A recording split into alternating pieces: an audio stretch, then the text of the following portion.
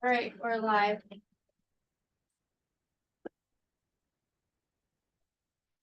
Good evening.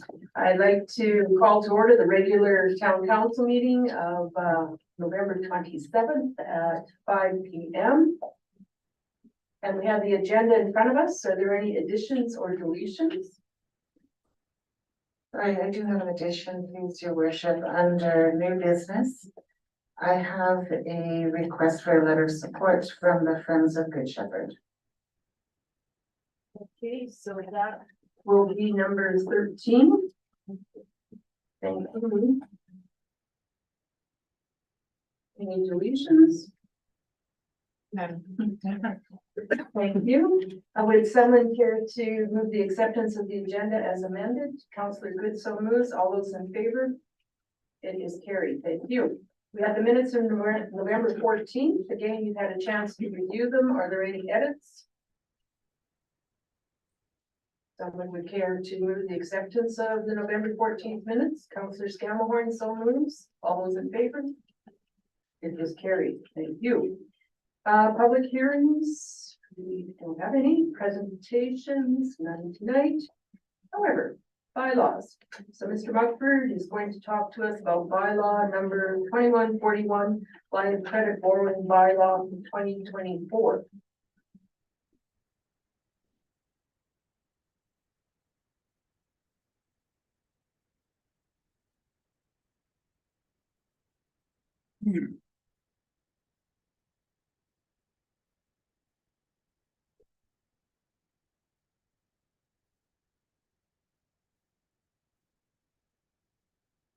Thank you, Madam Mayor. Good evening, Council. I'll keep my comments on this fairly brief. This is a request for decision for reading of bylaw 2141 relating to the town's line of credit. This is an annual requirements that we bring before Council. Currently, the line of credit is set at $6 million. Interest rate on that agreement is prime plus 1%. At present time, there's no balance on that line of credit. But we are keeping it in place in the circumstance that we require access to it in the future.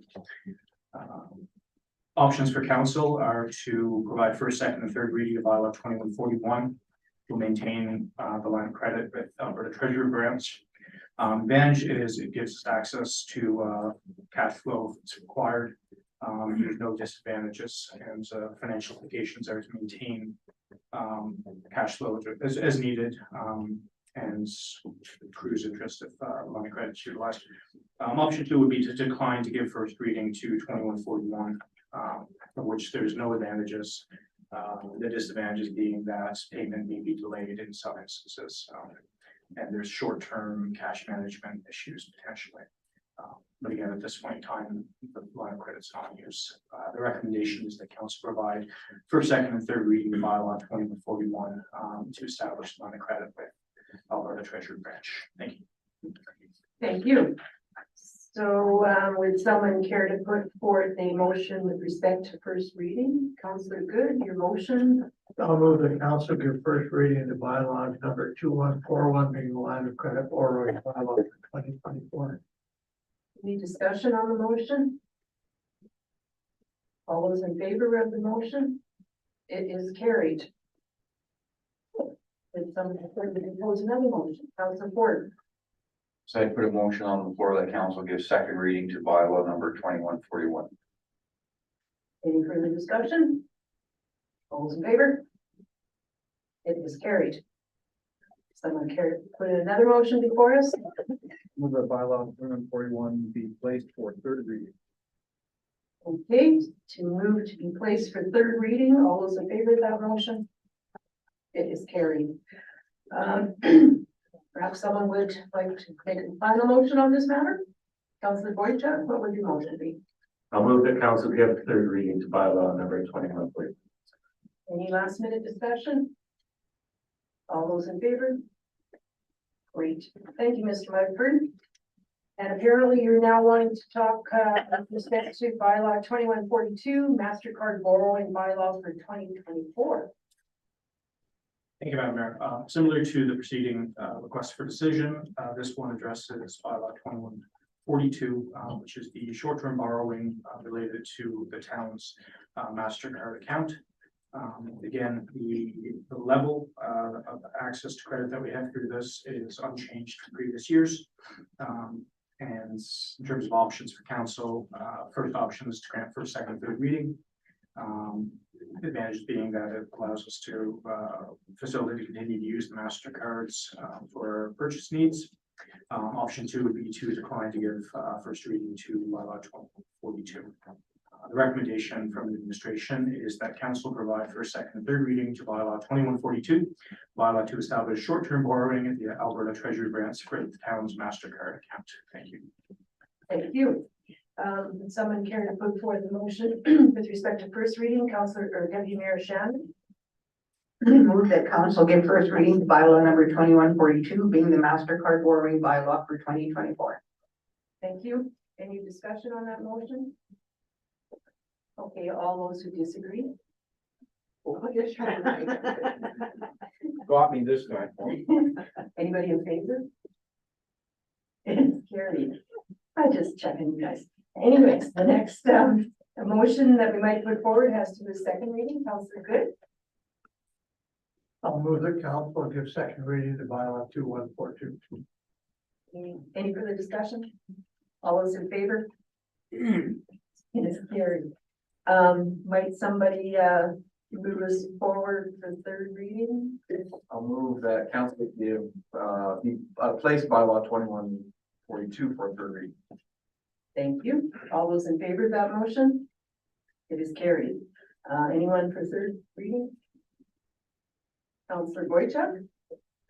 I'll move that council give the third reading to bylaw number 2142. All those in favor?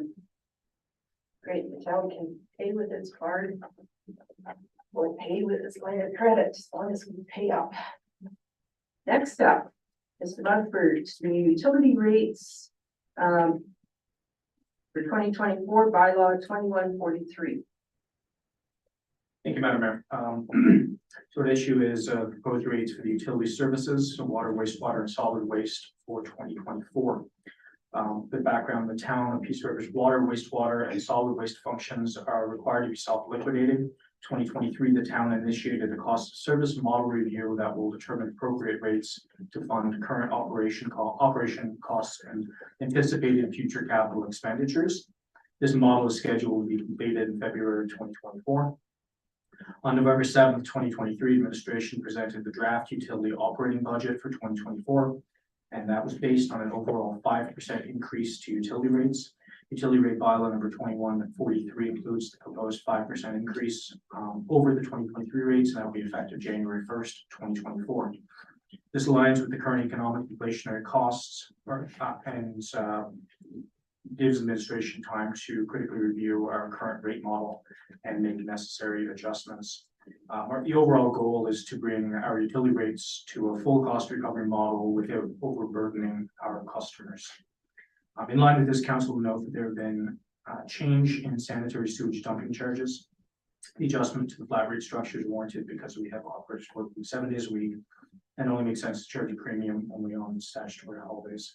The increased fee is based on the average time required to respond and process each call out at a fully burdened labor rate. Similarly, the rate for service on statutory holidays has been adjusted to account for staff rate of pay on those days. This bylaw also now includes monthly rates for solid waste collection, consolidating all utility rates into one bylaw. This adjustment will require an amendment to the municipal solid waste bylaw number 2129, which is also attached. It is also important that these bylaws are read together, otherwise the solid waste amendment is completed without the utility rate bylaw, then the solid waste rates would effectively be erased. So a couple of examples that I included in this document. If for kind of your typical residential customer consuming 15 cubic meters, 5% increase is on average for this customer of $8.21 per month as an increase. And that's combined water and sewer and the additional $1 a month for garbage recycling. For a small commercial customer consuming 36 cubic meters, the increase would represent approximately $17.82 a day. So options before council, option was council give first reading to bylaw 2143 being the utility rates bylaw for 2024 and amendments bylaw number 2144. So the advantages to this are that supports the utility budget, which includes the 5% increase, which aligns their goals of reaching a full cost recovery rate model, while recognizing the potential financial burdens experienced by our customers due to the current inflationary impacts and economic uncertainties for 2024. The disadvantage obviously is this would increase rates on our customers, and financial implications are it is in line with our operating budget. Option 2 is that utility give basically first reading to the same bylaw at an amended percentage increase rate. Again, if that was to be lower than the proposed 5%, obviously it's going to slow our progress in reaching that full cost recovery. Financial implications would be that there'd be a modification to we need to modify our utility operating budget as it was built on that 5% increase. Option 3 would be to decline, provide first reading to the utility rates bylaw number 2143 and the amendment bylaw number 2144. There's no advantages to that. Disadvantages rates would remain the status quo and would not align with our goal of cost recovery. And again, the financial implications would be that we would need to modify the 2024 utility supported operating budget to reflect that decrease. The recommendation from administration is that council give first reading to bylaw number 2143 being the utility rates bylaw for 2024 and amendment bylaw number 2144. Thank you. Thank you. So this is all in the effort to make that utility set of functions self-supporting. Correct. The idea is that by continuing to increase our rates, we're moving in the direction of a full cost recovery model, whereby our utility funds will be able to support both their ongoing operating costs and a portion of the future capital replacement needs. Thank you. Okay, so is it correct that we would have two motions for each, one for each bylaw? Okay, not combined. Okay, someone could put forth a motion, question? Mr. Carr, yeah? So is this 5%, was this set out last year, or is this an inflationary increase? Or a bit of both? So this is 5% increase on over and above the 2023 rates. So we took our 2023 rates, we increased it by 5%. Once we have completed our review of our utility rates model, that will further guide which areas need to be increased or decreased. Okay, so any idea when you'll be reviewing that? So that process is ongoing right now. We're anticipating to have a draft in January, and the work will be largely completed by the end of February. That's our current timeline. Okay, one more question. Do we have a reserve that's already building with what we're doing? So we do have existing utility reserves. And in the past, I've presented to council that what's currently in our financial statements is not in line with our policy that relates to our reserves, but there are reserves for both water and wastewater currently in existence. Yeah. And that's due to what we did a year ago. Before that, I don't think we had a reserve. Is that correct? The reserve accounts were existing. The changes that were implemented in July 2022 were basically moving in this direction. We're in the process of providing some review and revision to the model that was previously put in place. And we'll have the full picture, draft of the full picture in February or somewhere folks there as to how much more of an increase we'll be looking at, or if we need an increase at that point. Yeah, so the model, again, it's looking at what your current costs of operating are, And it's looking at what your future capital replacement needs are going to be. So it's kind of looking at the total cost of providing that service.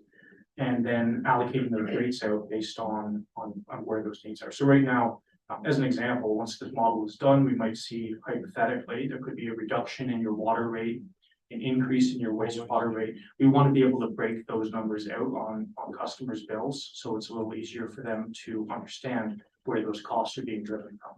Okay, thank you. Any other questions at this point? So the idea would be that this goes, if first reading passes on both of these, then it comes back to us at a future point for discussion, deliberation to get through second reading and perhaps more information and that kind of thing.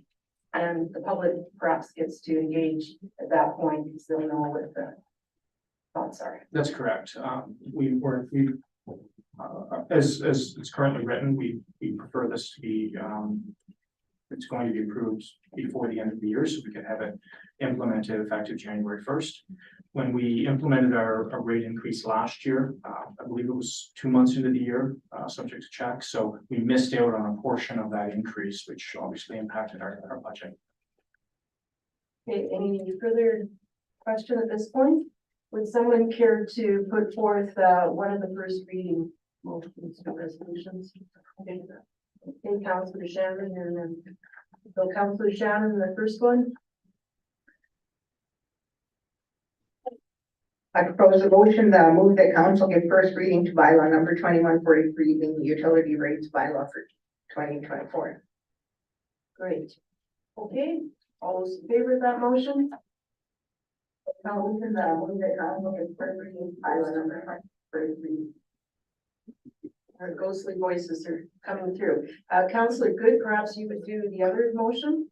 I'd like to move that we give first reading to bylaw number 20, the amendment bylaw number 2144. Thank you. All those in favor of that motion? It is carried. Thank you, Mr. Mugford.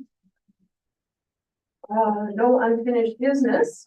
However, we have lots of new business tonight. The first item is the second review of the draft 2024 operating budget. And Mr. Mugford has it for us. Thank you, Madam Mayor. So this evening, I've just got a bit of additional information. So we've got before council the proposed organization review. So I'm sorry, the proposed organizational chart. So this is now what the org structure will look like with if all of these proposed positions were approved by council. There's also a few items which labeled as discussion items that council may wish to weigh in on, and then I want to identify just some of the changes that we've made since the numbers were initially presented. Again, they're all fairly minor, but I just want to keep council aware of those as we move through this process. So the board structure, so the proposed 2024 organizational chart is what's on the screen here. The glowing positions are new, so ones that kind of have that glowing halo around them are new positions. 2 were previously approved by council. 4 will be discussed specifically in the request for decision this evening. So the first on going kind of left to right here, the Director of Protective Services. So that is it was upgraded from one of the CPO positions to create that director role. And this was already previously brought before council for approval. Within engineering and infrastructure, so reporting to the Public Works Coordinator, one of the RFDs will be for a laborer position. Currently, that is filled through temporary hires. And so really, we're just looking at kind of the incremental cost of that being providing that position with additional benefits. The thinking being that it will improve attraction, retention, help with succession planning, and ultimately reduce costs by having less turnover in that role. Also within engineering and infrastructure, the economic development officer. So that reports to manager of planning and development. And this position will support economic development of the community and work with the Economic Development Committee to forward initiatives. Moving on to community services, the manager of recreation parks was previously reviewed by council. The parks lead position, so that reports to the manager of recreation parks. Again, it will be discussed by Director Bell in her RFD. And the lifeguard L1 position, so that's currently filled by casual labor. So the cost, again, it's not an additional number of hours being worked. It's just a marginal benefit related, or the marginal cost for the town relating to the benefits provided to that employee. And that is also, I'll point out, that would be meeting the collective agreement requirements for that position. So again, there'll be an opportunity for council to discuss each one of these four when the other directors present their RFPs this evening.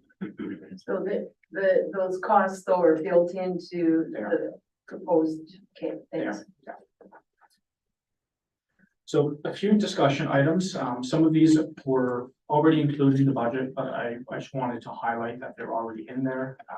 And some of them, we've received requests for increases and we have not put those requests in. So it's an opportunity for council to discuss those requests and potentially seek additional information. And then there's also some items that currently aren't in the budget at all. And so again, it'll be an opportunity for council to weigh in.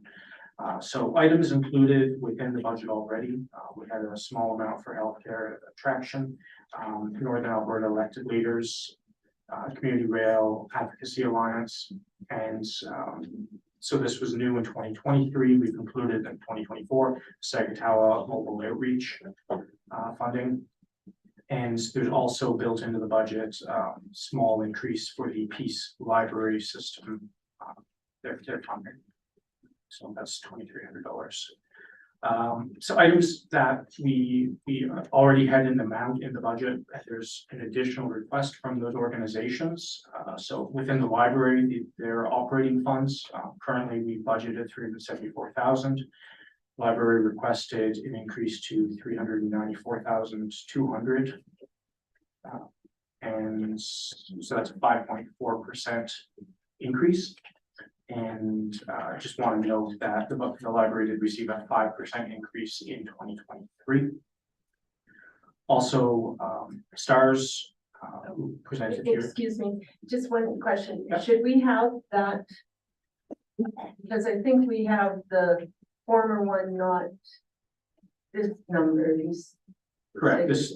This slide was just recently, Oh, yeah, it was recently updated.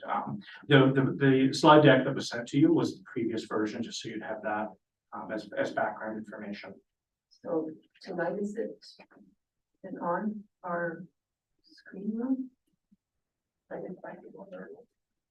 This was not included in your package. No. So again, STARS, it was initially $5,000 ask. Well, I'm sorry, the previous funding level was $5,000. The additional ask is the $2 per resident, so approximately $13,300. And not included in the budget, but something that was mentioned at the previous budget presentation was the Peak Regional Economic Development Alliance.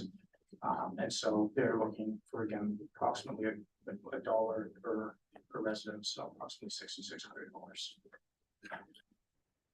So again, we wanted to give council opportunity to discuss any or all of these items to see if there was any changes that you wish to be made to the budget. So the total number of everything got passed would be what for that page? And they're not included in the budget, or they are included now with our, okay. So healthcare attraction is included. Yeah. Northern Alberta elected leaders is included. Community Rail Advocacy Alliance is. Sagatawa Mobile Outreach, that's already included as well. Mhm. And the Peace Library funding increase, so it's 5%. for them. So that's $2,300 max. If those are all already baked into the budget numbers that you were presented with. What's not included is the addition for the library operating funds. So that's our local libraries requested a 5% increase. That's not included. The additional ask from STARS, so going from 5,000 up to 13,300 is not included. And the PREDA, the Peace Regional Economic Development Alliance request is not included in the budget at this time. Thank you.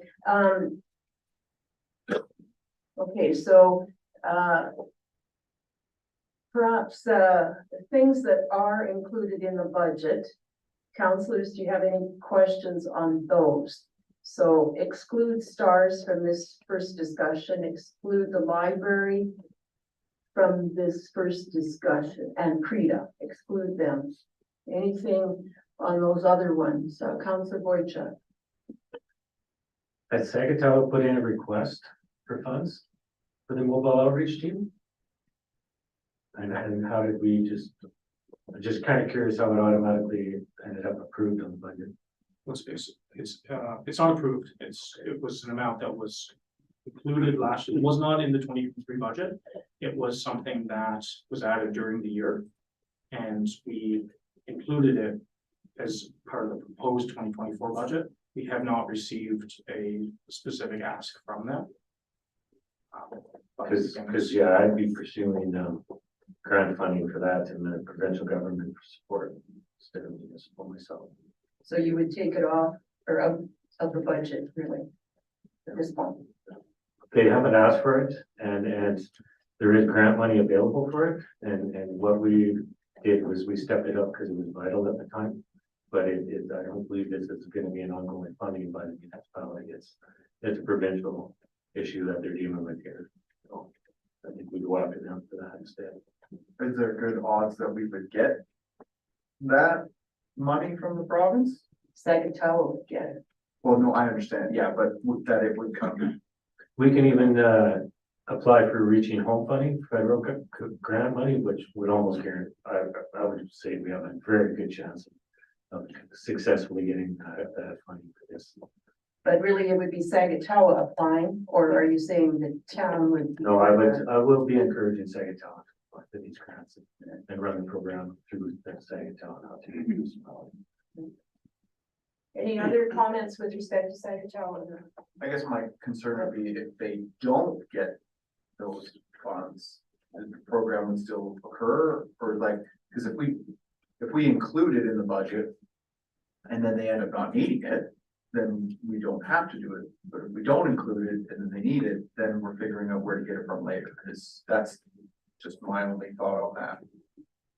It seems to me it was kind of an emergent thing that happened after the passing of the last budget, and we were able to facilitate that, so I don't know. Yeah, I think what, without putting words in your mouth, right, you correct me if I'm anywhere off target at all. But different levels of government have different levels of responsibility. And one of the problems sometimes is when municipalities step up to fulfill the other party's responsibility, then they don't see the need to fulfill their responsibility because it's covered. Am I anywhere in that direction? And I think that later on, if an emergency comes up, it can be addressed. We can take a look at it. We can modify our position, but I think we have to point out what are provincial responsibilities, and they should step up to the plate to cover those responsibilities. We've been downloaded on, and this is no criticism, by the way, to any particular government party or whatever, because it's gone on for 25 years. There's been you look at taxes in lieu, you look at all different kinds of things that have been minimized and lessened by municipalities, lessened and given over to the municipalities, and then what was kind of your problem solved? And yet they have a department that's in charge of that, whatever that issue is. I think this is one of those cases where if they don't fulfill what we believe to be their requirement, we'll step and take care of our people as best as we can. But I sort of see your thinking on that. Okay, so with respect to Sagatawa, No, I had another question. with respect to Sagatawa, how many want it left in the budget at this point in time? So Mr. Mumford, we're saying excluded at this point. So anything else on that first set of items there, last chance? I have a question that's kind of about all of them. How did some get into items included in budget and then items not included in budget? Like, for example, why is it Frida on top and Northern Alberta on the bottom? Or like, I'm just asking how did, I think sometimes, or some of the answer, Prita is a new thing, and, so is nail, no, nail. or not nail, so is the railway. I've No. no lines and it's up there. It was there last year already. Yeah, Well, what is the one there that? Okay, no, it's not that one. I think I must be thinking different one. So in general, unless we know it's a one-time thing, if it was included in the previous year or got added subsequent, we kind of presume that that's the starting point, and then try and identify those things and you know. Like the watershed, well, whether it still carries on or not in our thought process. even there's one. Okay, so next one, what is that next one? Library operating. So what's the bottom line here? What would the library increase be? 20,200 is what it reports. It's approximately 5.4%. So the library presented last year, their, I believe it was a 4-year operating plan, plus 5, which had increases built in each year to cover salary increases, operating costs, etc. And so last year, as part of the 2023 budget, absolutely approved a 5% increase to that amount. They were asking for an additional 5.4. And so we'd like some input from the council on. So the amount that's in the budget right now for the library is whatever the increase was last year. It's included in what's in there right now. Correct. It's the 2023 baseline is what's in the budget for 2024. Okay, so comments on the Council Boychuk. I do know, the community safety has been impacting the amount of students that can work there in the evenings, and that's greatly increased staffing costs. Because it's, and no longer able to work alone, they have to have 2 on staff, so those things are impacting, our library at the moment. One of the challenges there. Councillor Scanlon. This might be a question for Mr. Mumford or Mrs. Bell. Is there offsets to that increase at all? From partners? No, I didn't think so, but just kidding. I will say that I know libraries costs across the province have increased. Their inputs such as ebooks and print books and all of that keep going up as well. Mr. Boychuk's comment about safety and whatnot, I think Peace River might be more standout than some of the other libraries.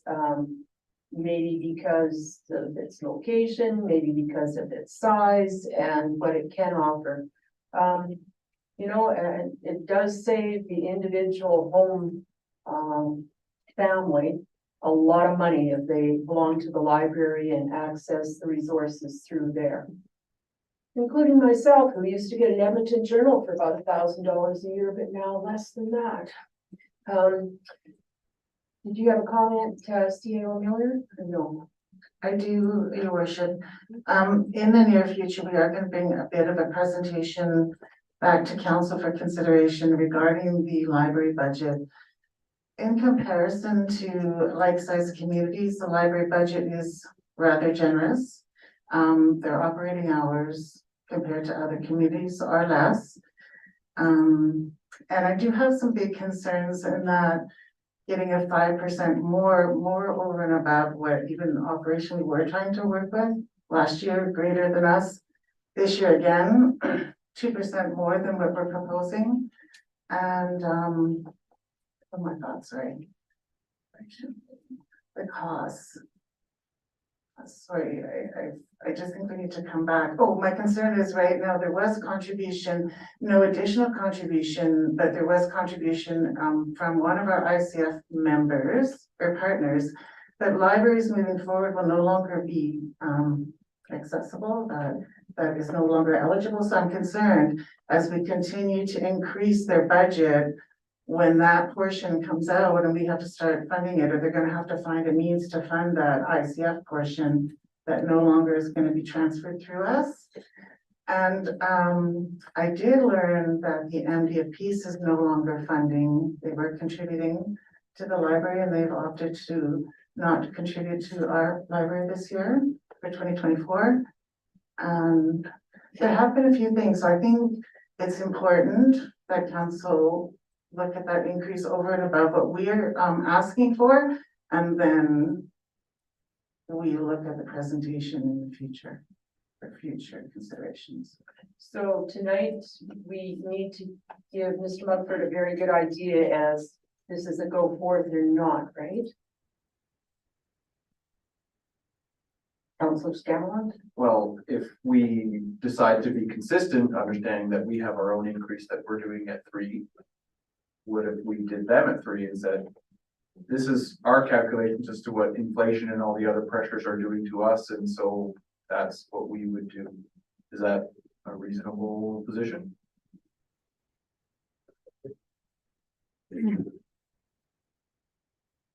Councilor Carr?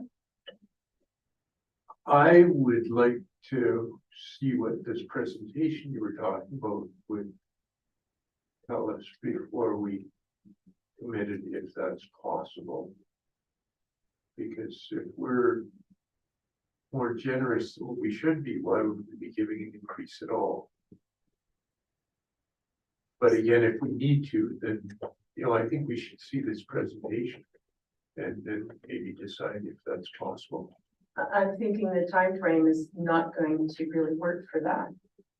They would have to present within the next 2 council meetings in order to do our budget. They presented last year. Did she present this year as well? No, so that's still, I see your point, but it's that thought too. So just doing the math here, so STARS is already We're not at starting. on the second one, No, we're just at the library. There, what's your thoughts on the library? leave it status quo, So 0? no increase. Well, I've heard. Okay, one of the councillors did propose 3%, the same as everything else.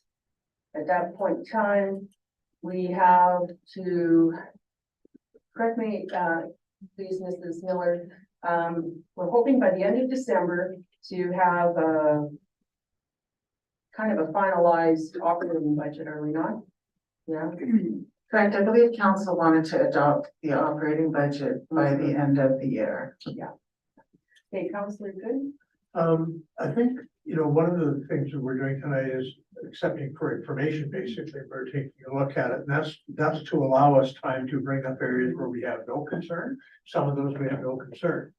Some of them we've had various inputs on. Well, to my mind, that says, put that on the holding thing, bring it up the side, take some time to take a look at that issue that's causing I don't mean this negatively. We want to talk about it. We want to take a look at it. So the rest of the stuff we said yay to, we're going to take a look at this. I have no problem with putting it up and saying to the library, give us your best shot. We'll take a look at our report, give us your report, and we'll make a judgment on that. I think that's fair. And I think sometime this month, I'm willing to put in the work. I think we all are to put in the work to still try and get it done by the end of December. And have an open, honest discussion with the library and with everybody here at the table. So my I don't concern, have enough information to make a decision at this point based on what I've heard. my concern is that, for one, the library might not have a chance to put together their presentation by the end of this year. So then what? Well, And then, if we they come delay, to us if and we, say they can't do it by the end of the year, make your decision based on what you have. so if we delay too many things, including the library, it means we're not passing this budget at the end of this year.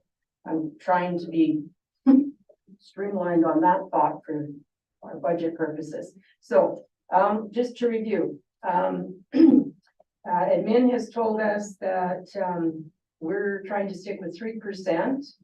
Libraries asked for 5.4%.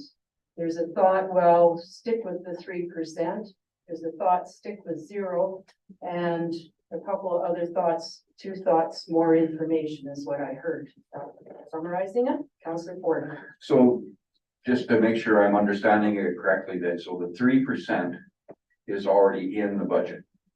No, So right now. so the if they're asking 5%, we went to 3%, that 3% would be an increase that's not budgeted for. At the current time, correct. So that would affect the 3% number on the total tax rate that we've already talked about. All things, It could. all things equal, yeah. Okay, It could, or there's other options, right? You could get less to reserves, or you could make cuts in other areas. So I just want to caution council that the 3% number that's being discussed, that's what we're targeting as our increase in our municipal requisition.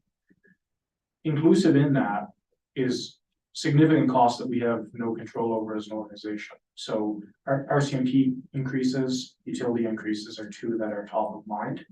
And that eats up a lot of that 3% increase. For our own staff, we're budgeting less than a 3% increase for wages, as an example. And again, providing 5% increase, the way that percentage increases work is they're exponential, right? So as you give increases, what was initially a 5% increase last year's 5.4.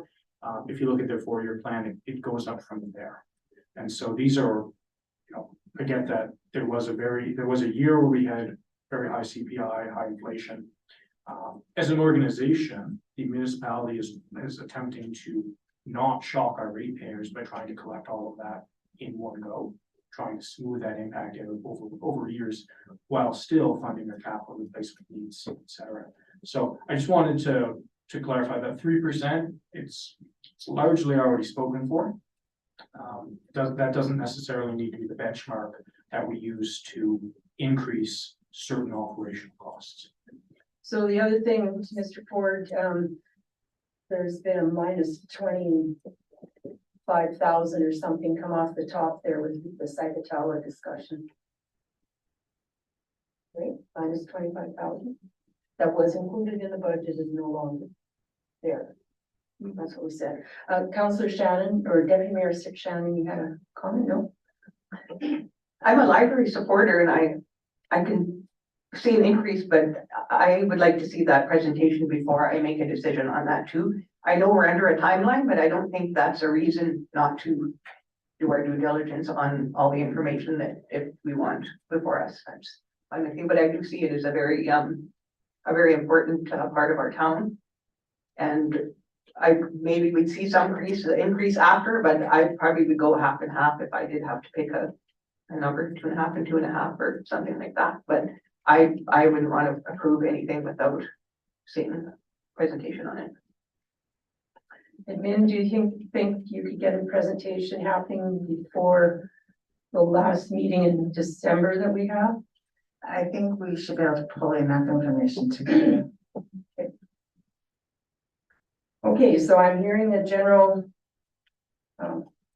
majority kind of consensus that we have this presentation first. Councillor Boychuk, you had a comment? No? Yeah, I agree with the presentation, and what I'll do is I'll go back to the library board and see, how vital this is and get a little bit more information on that, and just to let you know that Brownvale, I spoke to their library board this week too, and they're not contributing to any other libraries right now, they're just trying to stay afloat, so, it's not like they're picking on Peace River, they're just. The empty. Yeah, yes, yeah, so, anyways. Okay, so we've left the library now, and now we're on to STARS. So STARS, we said 5,000 last year. They've asked for basically $2 per capita. Thoughts on that? This is not in the budget. The 5,000 is not in the budget, or it is? The 5,000 is. Yeah, It's the margin, it's the 8,300 increase. that is not. But again, council, it's your prerogative. You could go lower, you could go higher. Councillor Good? gonna jump up maybe a little bit on this, the reasoning that we went for 5,000 last year was a position we believe that our municipality could afford for that service. My position, I don't think we can afford more at this time.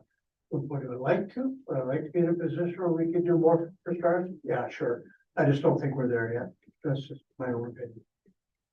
Thank you. Other comments with respect to the stars request?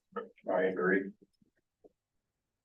You agreed with. with the 5,000? Yeah. Any other council Gamma reform? I think he's agreeing, 5,000. Any other comments, Councillor Boychuk?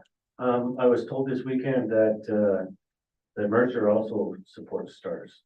So that, you know, that's something we can take into consideration in our community, so, because that is serving our community, so. I'm not sure exactly how much they do, but I was told they have a membership, whatever that is. For several years, the town did not put any money towards stars. And I think the thought was, well, inside our town boundaries, where we see stars, they might take from Peace River Hospital, but that's a little different than an accident in the bush where they're having to do it. So, councillors, what's your consensus on stars? 5,000, 13,000, less, more, indifferent? Councillor Carr, 5,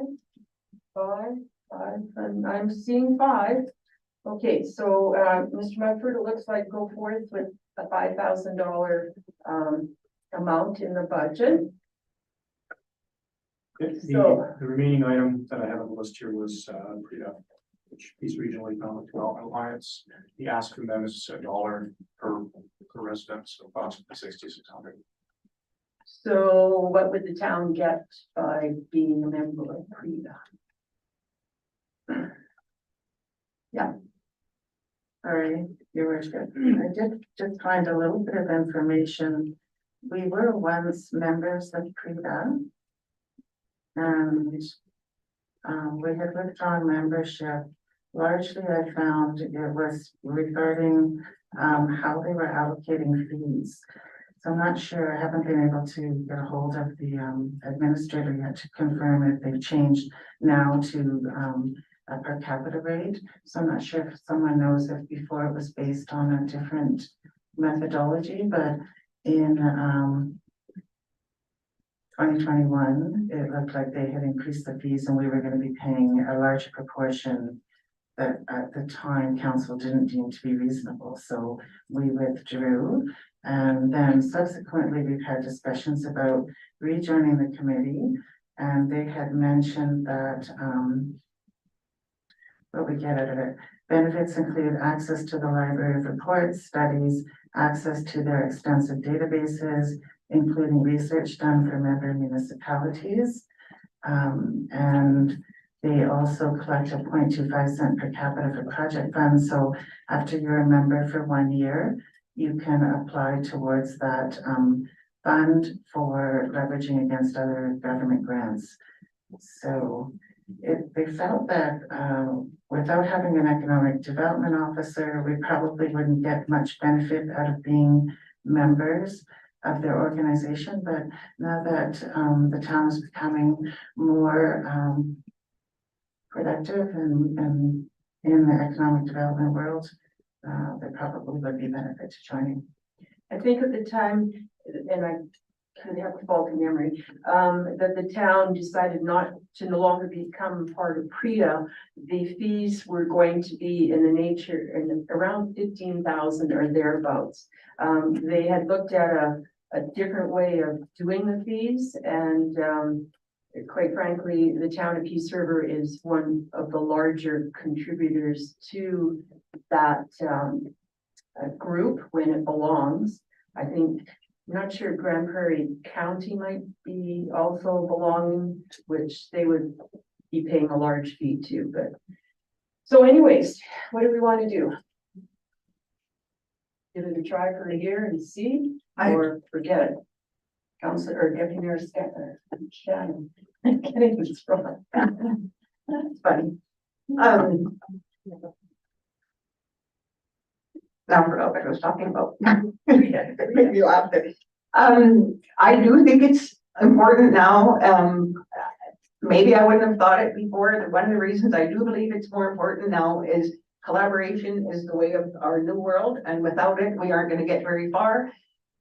Right now, where I have a strong feeling we're gonna be in a very different position a year from now. And we will be utilizing those services more than we have in the past. And I would say that yes, it is important that we belong to that. And I think it's money for the relationship, collaboration, and the information we can get from there on its own. The only thing I would consider, but then we wouldn't have representation on the council or on the board, is if we could get the information shared to us through other partners. So I'm not sure how that would work, but I do believe it's got full value, $6,000 a year. I can think of a lot of other things that we could drop in order to get that. Like, I would think that that's a pretty good price for what we're gonna get. Councillor Carr? Did we not, spend some money on a study that was in excess of the $6,600? We spent close to 50,000, and we could have probably got lots of that information out of Rita had we. Because I knew of actually some existing information that was there that we couldn't access because of that. What study? The retail thing? The meat, Oh. So there's, I don't know how many members Preta has, if it's got 40 or less, I don't know anymore. Councillor, Mrs. Miller? Sorry, I just wanted to mention, right now we're just seeking budget approval if we want to go in the budget, but it's important to note that we have to actually apply to the board for membership and they will consider our application. So it's not a given. I just wanted to mention that. Oh, well, that'd be good. It could be a good discussion, actually. Councillor Scanlon. I remember the discussion a little bit too when we left. And they were changing some of their formula and we said, would you review this? It seems to be kind of penalizing municipalities of our makeup a little bit more than others. And they were like, yeah, no, and we were like, okay, cool. So that's kind of how that sort of ended up that time. And I think also the experience at Preta at the time was this is doing lots of really great stuff in the Grand Prairie area and not a whole lot of movement was happening here. So it was kind of like we were sort of subsidizing economic development 2 hours down the road was the other thing that was occurring. So we just didn't find the value at the time. But like has been, mentioned today, if we have somebody that is full-time ec dev, then it's like, look, they can, perhaps leverage our involvement a lot better than we could by stealing a little bit of, well, at the time it was the guy that's in Sam's chair's time to get it done, which they just didn't have it, so. Okay, so, Councillor Good, one last comment. Yeah, I think that we are now, post our first IDP conversations. I think that was certainly part of the discussion at the time was around that. And I think that, there's been movement. I mean, we went to the meeting with all municipalities and I think there's, a lot of goodwill out there. And I think sometimes there's a thing about accepting every olive branch and putting down your shield. And I think this is part of, in my view, I think it's worth that amount of dollars to say, we're taking our shield down, we're putting our hand out, we're accepting your handshake. We'll take a look at working together. I think it's worth it. I really do. And I think it's going to go a long way to saying, yes, we're here at the table again. So I'm fine with it. Okay, so it looks like, Mr. Mumford should put 6,000 or 6,600 or thereabouts for Preta down. Let's see what happens. So Sagatawa, we deleted the 25, library presentation, we're waiting, stars, we're at the 5,000 base figure, that's it. Preta 6,600, is there anything else there that was up in the air? No, Madam Mayor. Okay, that's great. Okay, so So just wanted to highlight some of the changes where our budget's at. Again, we build our budget in software called Questica, so it's always a little bit of a fluid process. We want to keep council aware of things that have changed since this was initially brought forth 2 weeks ago. Very minor refinements to some of the salary figures. Not a huge impact, but we removed an O&M repair item that related to the splash park. But you're going to see that in the capital budget later on. Decided that rather than repairing it, it makes more sense to just replace it. Some minor increases to some of our other services and interest revenue estimates. And the net impact of all of the changes since the last presentation was $70,000 to the good. So again, that's not necessarily money that can be spent. It's money that will help offset some of the decrease in what we're contributing to our reserves.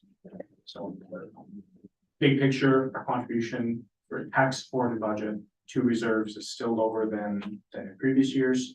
But when I get to capital presentation next, you'll have a bit more information on how we're going to go about funding our capital for the next year.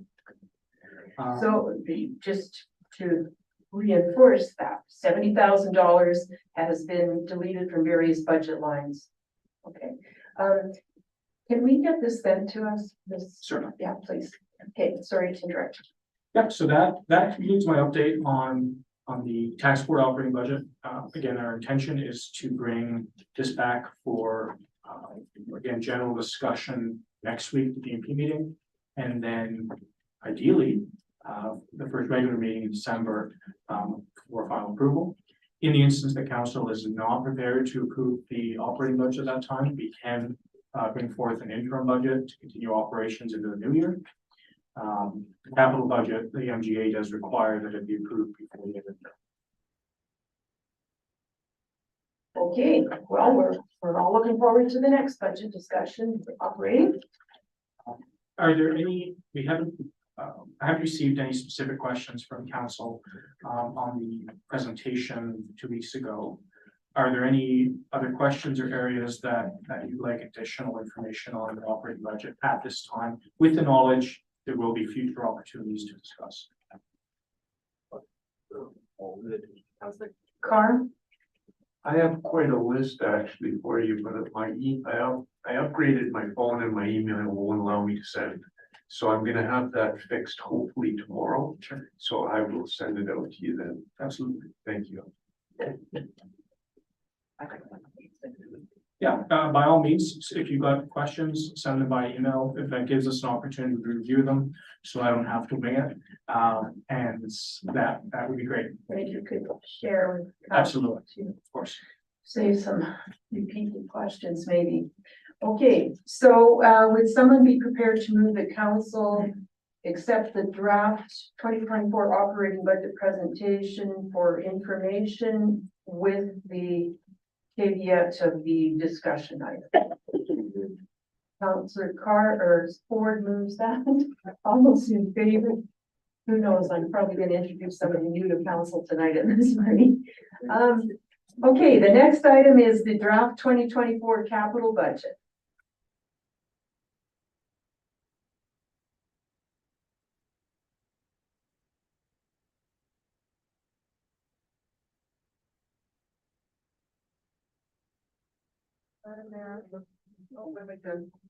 Yeah, did you vote on that? I don't know, did we vote on? Yeah. We'll re-vote. Hard to say.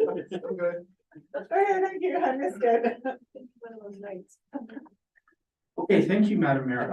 Moving on to the draft 2024 capital budget. So the contents of the presentation, I'll start by discussing the process for how we put this budget together. I'll discuss the various funding sources that are used to support our capital expenditures.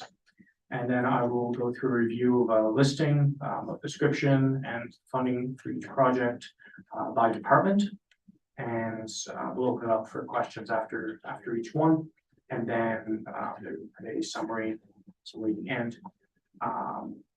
Again, we're not requesting that council approve this budget at this time. This is for review. We want there to be an opportunity for input from council, discussion with, public, et cetera. And as I mentioned, the plan would be to bring this back for final approval sometime before the end of the year.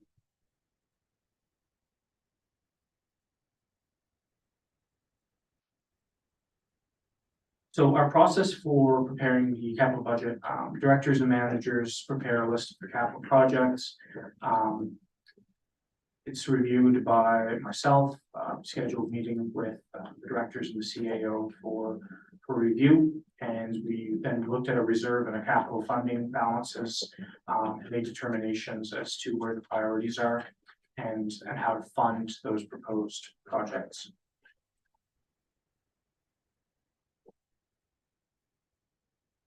Various funding sources are used to fund capital expenditures.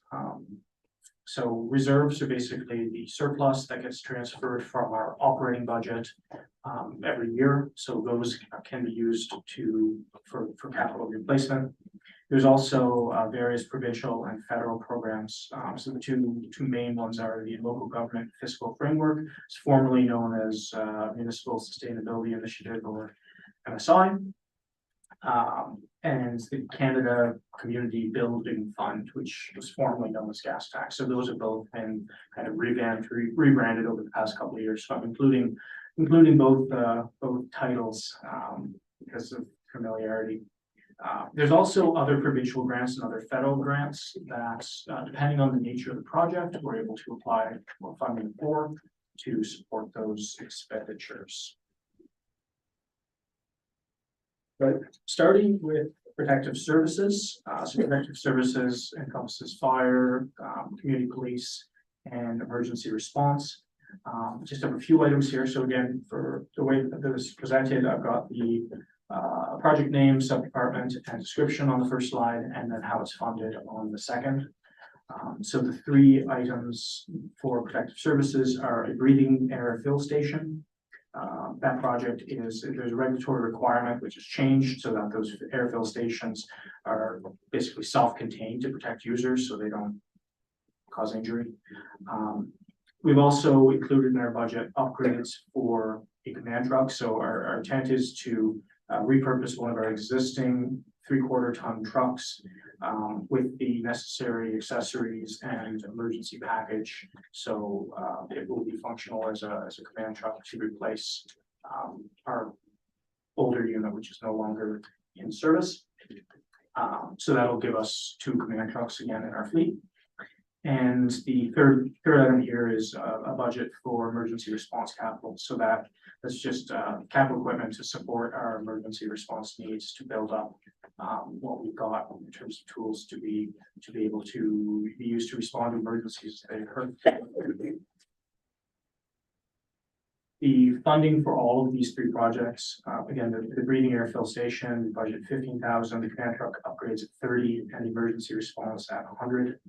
And we're targeting all of that to come from our tax supported reserves. Are there any questions from council on any of those items? Just a couple of additional comments. When we do come back to council with our 5-year capital plan, we'll include in there some items. There were other items for the fire department that we haven't included in this budget at this time because we're doing our needs assessment on them. But we are aware that we've got one of our engines is 32 years old. It's certainly past I mean, the regular period that you operate that type of an asset. We did recently acquire a ladder truck, so we're really looking at the needs of the fire department and determining when and what we should be replacing. But there are other items that are on the radar there. Moving on to community services. So again, if there's specific questions on any of these projects, I'll defer them to Director Bell. Deputy Shannon? I just have one question on this one. Sorry, on the community services, what the beautification, small capital beautification, under downtown revitalization, what would be included under that? Would that be where the murals and all that kind of stuff would be, or?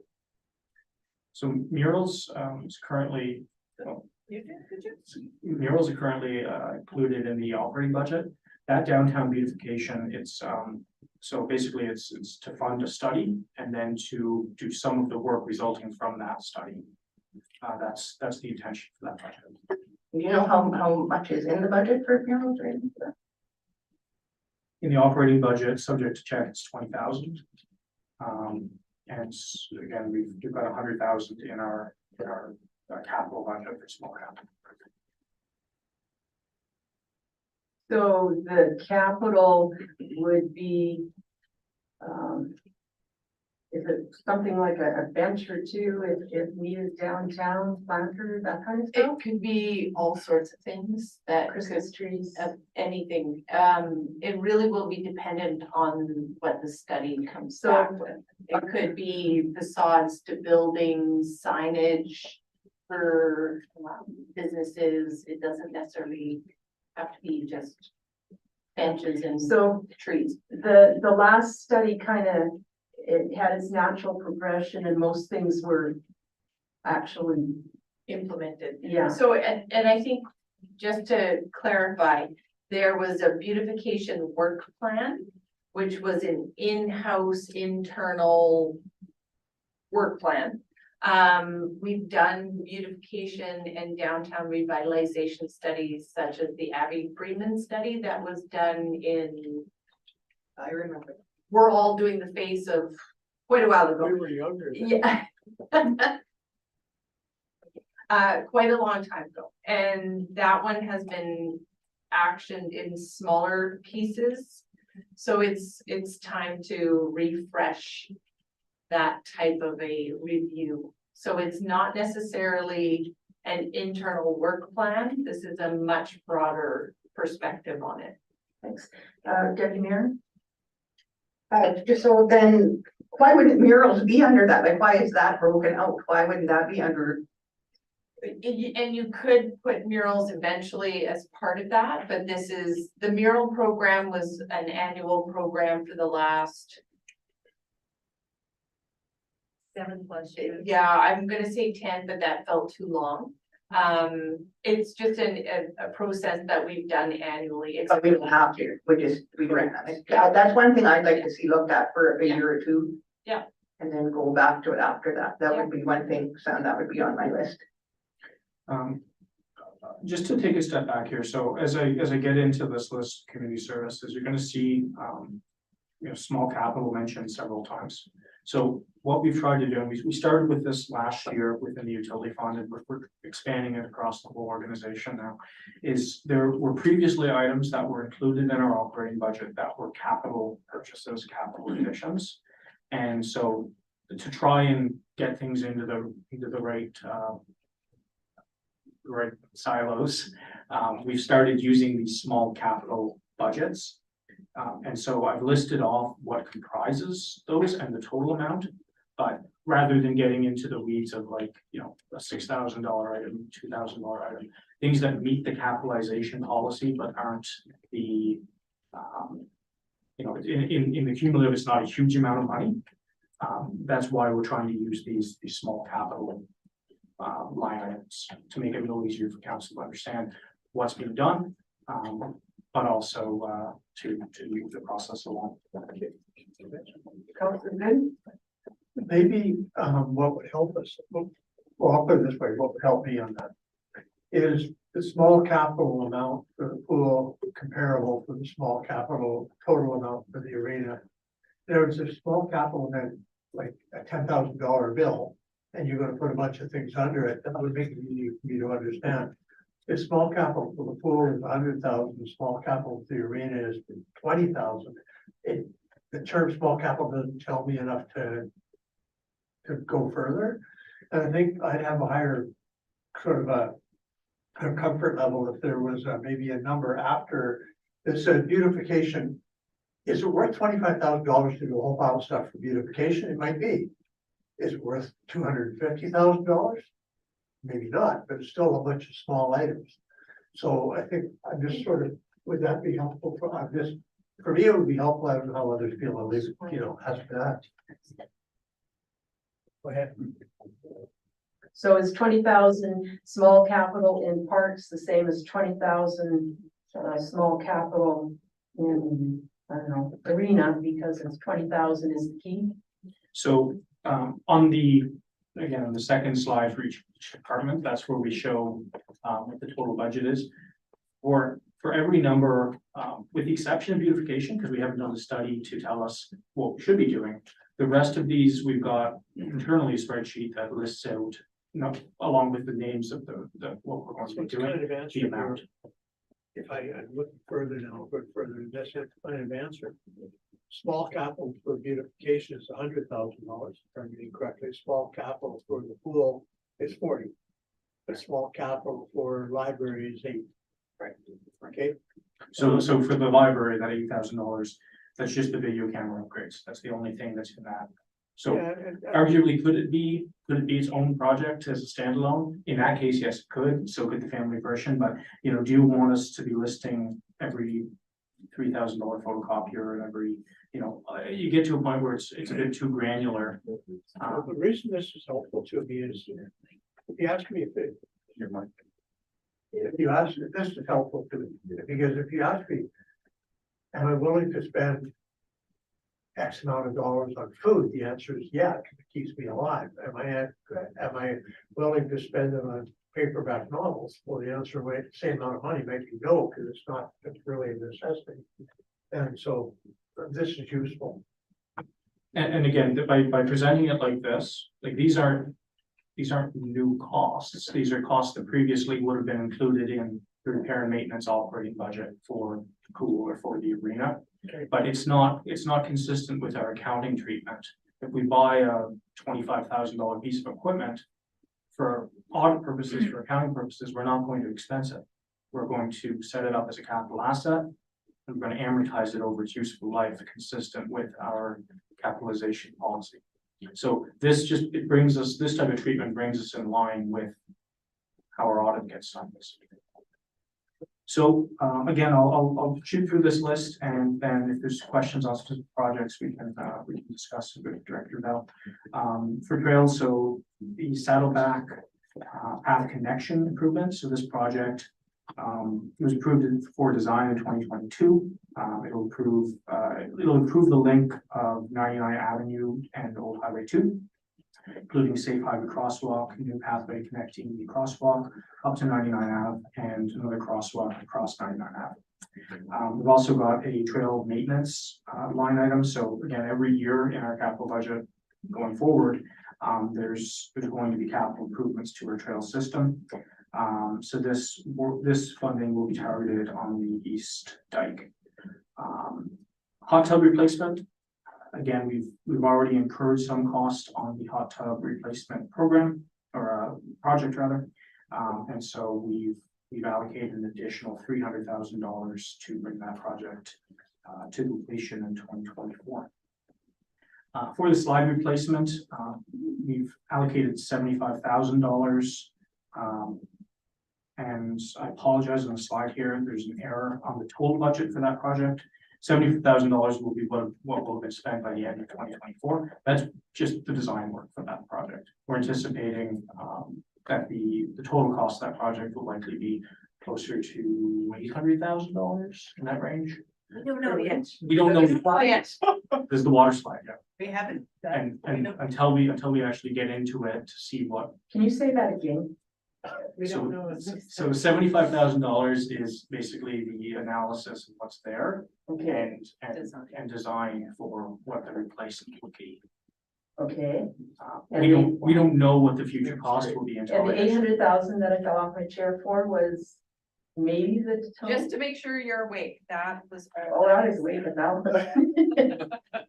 Okay, so, what do you want under total budget for the slide? I'll confirm what that number should be, but I believe it was around 800,000. So it's almost equivalent to the hot tub. We're getting a new building out of all this. Essentially, the insides are gonna be new. we've definitely seen over the past few years that the costs of everything related to capital have gone up significantly. Building materials has gone up significantly. But again, until we've actually done that initial work, we really don't know what's there. And So so it'll be a million, is what you're saying. Well, it could be less. Depends how far in the future. just to add some further context to this, there are many options to look at around the slide, hence why we're gonna take the year and explore those various options. Adding the existing slide system back exactly the way it was might be in the range of 800,000, but there might be other more cost-effective options such as a freestanding system. There's other options, so hence the cautionary note that 800,000 may not be the final number. It could be 1 million, it could be 450. So 75,000 to give us a start to explore those options, which will also be based on our condition assessment that's being, that was closed today for RFP. Good to know. Councillor Carr on the subject of the slide? No? On the subject of the hot tub, Oh, hot tub. Okay, carry on. a few months back, we were asked to give an additional $200,000 to complete the hot tub project. And it was asked if we had any estimates from, like, where was the number coming from, was what the question was. How did they come up with that number? And it was said that it was just felt we would need that. Now, we've got 300,000 in this budget. Now, is that a number that we just feel we need, or are there numbers based, like, backing that up? No, the numbers as per the report that was provided to council back in August, the construction estimated amount was approximately 400,000 and potentially a little bit more. I don't have the report in front of me. So our engineering company, AME Group, has estimated the actual construction cost is approximately 450,000, whatever the specific number was. So what the issue was is the overall total budget that we had put in place, our demolition costs were 100,000 higher than our budgeted amount. So that ate into our budgeted amount of approximately 400 we had in the budget. So our engineer and our budget amount for the construction was actually bang on. It was our demolition costs that were not close at all, unfortunately, which ate into that budget. So we're just proposing, based on the report that came to council, it was a 270,000 with some inflation, 300,000 is what we're proposing in this 2024 budget for the final construction. Has the RFP gone out for the demolition and the rebuild yet? Not yet, no.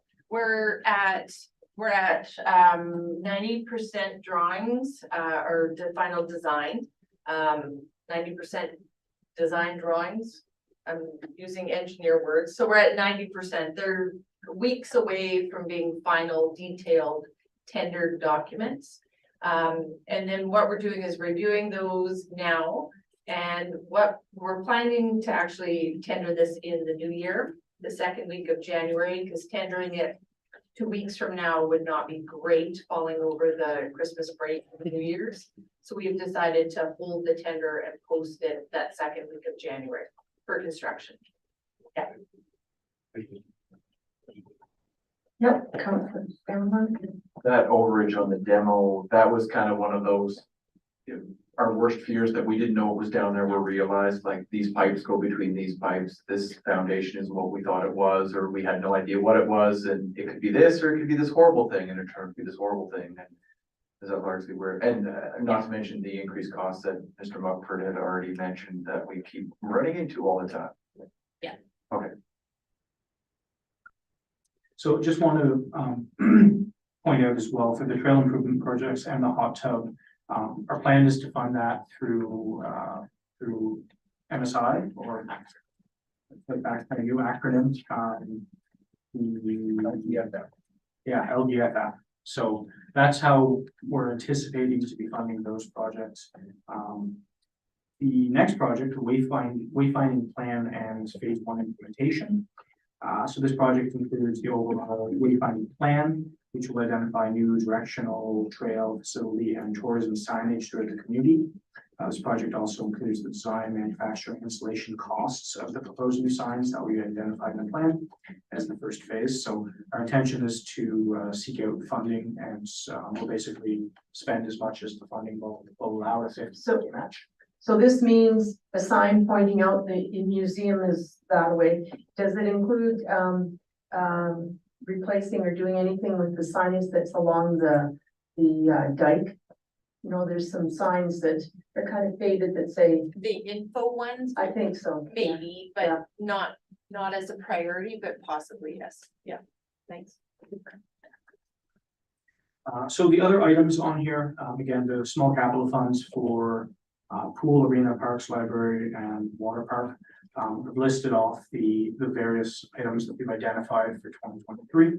And all those are to be funded from tax supported reserves. Are there any other questions on community services? I'm just, maybe I'm digging into the weeds here, but I'm just curious about the small capital for arena and the sound system upgrade already I thought that was like the high tech brand new system. Yeah, it is. It's really just a bit of a minor, little tiny bits if it's needed, but it may not be. We're bringing up the company Okay. again in January just to reset the system for us because we've had maybe a few too many hands turning things and Well, to adjust that system, if I'm correct, because I was there when we first tweaked it, when the Yep. building was first open. The only way you can actually change any setting by the computer. Yeah. is you have to have the company's computer Yeah. hooked up to the system, because you can't even change a volume control Yeah. unless you have that program. Yeah. So talking of, sound systems and so on, I call it the third room upstairs at the arena. Is anything happening to that to make it sound, quality such that we could use it for a meeting? Not anytime soon. It's not on the books. The amount of work we would have to do to make it soundproof. Because your neighbors next door being the Family Resource Network drop-in area. Those are mobile walls, so Anytime I think of that room, I am reminded, don't go too cheap building something and have things left off because you know, that's one of the, it's the nature of the space Yeah. having mobile, so that not might be. mobile walls, that's not the right term, but. Yeah, which is, so that might be in the 5-year capital, we might see something, because, Possibly, that you've said this now, yes, it Yeah. will be. well, not just because of me, but Mrs. Miller? I just have a question for Director. The MSI money that we're spending or budgeting, that's existing MSI money, correct? It's not next year's allocation. So on the cumulative, we're looking at, so our total budget for MSI includes everything that we've got unallocated carrying forward, and in anticipation that we receive some provincial funding for 2024 as well. So we have approximately, and subject to check, $1.2 million of unallocated MSI, which will be utilized as part of this budget. And so there's an anticipation that we're going to receive additional funding through the LGFF as well. In the event that we approved a project that saying is going to be funded through provincial or federal, in the case of the gas tax, we would utilize reserves to fund that difference if we were unable to. But in general, the majority of the funding identified as MSI in this budget, we have as basically a carry forward from our 2023. So when the total budget doesn't match the cost for 2024 budget, that difference could be taken up by MSI somehow or other. In short, if there's a shortfall on our, how much we anticipate we're gonna receive, because we don't know at this point what we're going to receive for 2024 as part of our capital funding. So we're anticipating we're gonna get something. We don't know what that number is. If there's a shortfall, the difference would be made up from our reserves. So, okay, so neighborhood improvement program, it did not get fully expanded or because it wasn't finished this year. So there's some MSI money still sitting over there that would be clawed into whatever's happening in neighborhood improvement in 2024 from the 2023 MSI So, or not. so we had significant overruns in terms of what that project ended up costing. And so those funds are, if they were previously allocated as part of a prior year budget and unspent, we're not attempting to utilize them again. Like we're avoiding double counting on any of those funds. So there's no shortfall resulting from that. When I say unallocated, I mean, it's never been tied to a project. So there's approximately $950,000 that has not been allocated of MSI funding from previous years. And there's an additional amount, again, subject to check, but 250,000 that we had allocated to projects and then didn't end up spending. So there's instances where, and this is again, some of the projects from 2022, where it might have been approved and the project ended up costing less. So that money then goes back in to be eligible to be allocated to a different project. So, question on kind of that, well, it's involved. To get a project or to get a plan that's shovel ready, so we're ready to bounce into the next new grant that is some of that is in this capital budget, or do we have any of these projects? Yeah, I mean, I'll get into our engineering and our utility budget next, and that might elaborate some of those things. Hey, maybe your worship. I just thought it was important to mention the MSI money because typically we're spending the capital budget when council adopts that budget, we're spending that year's allocation of grant funding.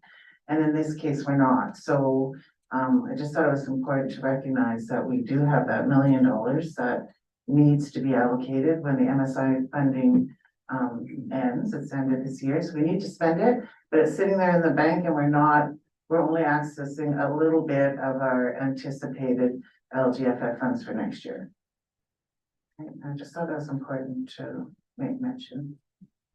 Thank you.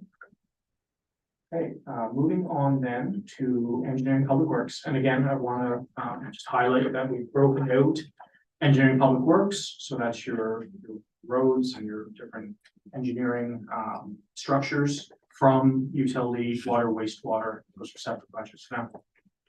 So included in this list are some items, and you'll notice the comment carry over from prior year approved budget. So these are items that either we're not asking for additional funds, we're just basically identifying that work or anticipating will get done in 2024, but it was previously budgeted in 2023. And in some instances, we're identifying that there's an additional need to a project that was previously approved. So the town hall accessibility project, again, that's a budget. We're not asking for additional funds from the 2024 budget. There was a prior budget of 158 grand that we're anticipating will be utilized. The Pat's Creek instrumental and dam control, again, that was one that was approved as part of the 2023 budget, and it was not complete during the year, and so that's one that we're anticipating will be done in the following year. NIR, so Madam Mayor just mentioned the 2023 work, so that was an item where we identified that there's an additional funding need, and that's that $1.1 million, which brings the total budget for that project up to $3,040,000. And again, we're looking to fund that additional amount out of that MSI funding. Yeah, For people who are listening and don't know what NAR means. that's neighborhood infrastructure. So the next project pavement and Get done, the reason for it not getting done last year would have been. Sorry, Mr. Fisher? Your worship, I don't think we started until September and just weren't able to get the work completed in the remaining construction season that was left after the bid design. So. Do the tenders for that sort of thing, really go out in the spring or? Like, or how, were we late in sending out the tenders essentially? Your worship, last year, we were pretty late in the year when we were tendering these things. So that's another reason for getting the budgets past December so that the tenders can really go out. To sweep in the new year. Thank you. The other two remaining projects on the list for engineering public works, sidewalk replacement. Again, that's one where it's a budget that was carried forward from 2023, so no additional ask in 2024. And the public works small capital, so the cumulative for all of the small cap asks was 160,000 to be funded from tax supported reserves. That includes things like gates, plows, drop and sander, sanding trailer, etc. Those types of pieces of equipment for the public works department. Any other questions on engineering public works before I move on to water wastewater? Deputy Mayor? Under town hall accessibility, what all that include? What would you get for 158,000? Would we get, would it sound system, chairs, elevator? I don't know, I'm falling off my chair, my chair. What would that include and what's under that, if you don't mind, please? Thank you. So that's a carryover project, so it's already started and tendered, and the scope of what we can get done is really just some work at the front door. So in the long-term capital plan, there was some future projects and phases, but this is just work at the front door. That's not anything else. The 158,000 is just work on the front door and that is. Doors, with the. And ramps. Yeah. It's automatic doors, ramps, asbestos abatement, capital.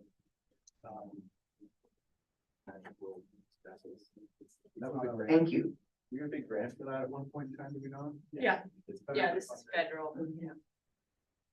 So the dollars don't go far, unfortunately.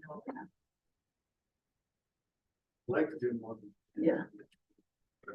Okay, moving on then to so water utility. So again, this is the water and wastewater funds.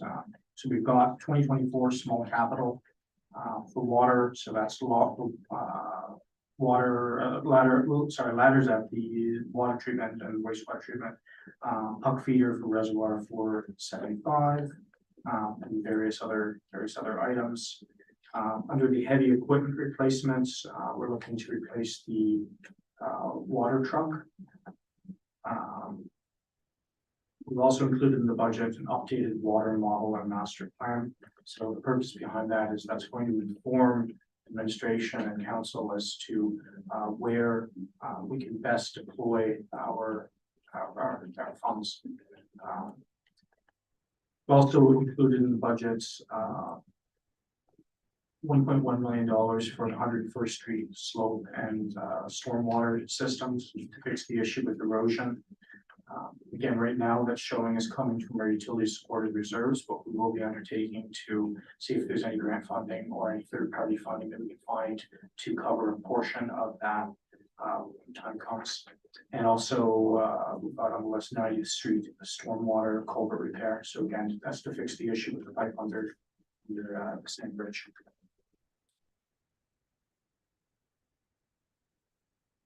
Any questions on any of the utility items? Again, I'll highlight that all of those are coming from utility supported reserves. And so that's basically segregated from our tax supported.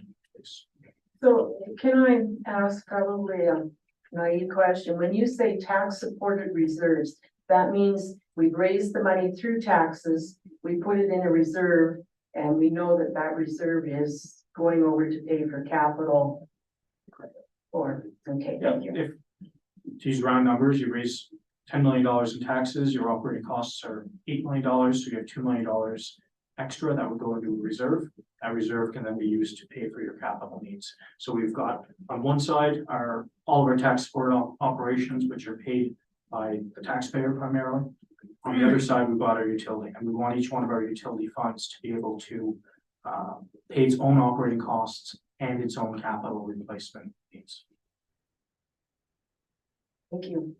Any further questions of Mr. Mumford? I want Mr. Fisher. So you're looking to buy a water truck now. From what I understand is one does not simply go out and buy a truck these days. No, this one will be a longer delivery. There's a couple suppliers that do keep like stock of them, but they're like a packaging, and I'm not sure if they're gonna leave it. So I've got an estimate of the budget. I think it's reasonable, but it'll be a longer delivery. But it's not like a fire truck where it's so specialized that it takes forever. I'm hoping not too, but see water trucks driving around, some of them look new, so must be available. Any further questions though of Mr. Mugford at this point in the briefing? So the last slide I have here is a summary of our capital by department and then by funding source. And so I wanted to draw a bit of emphasis to the grand total, $6.3 million. It's a modest reduction from prior year capital budgets. Prior year, we were over $7 million.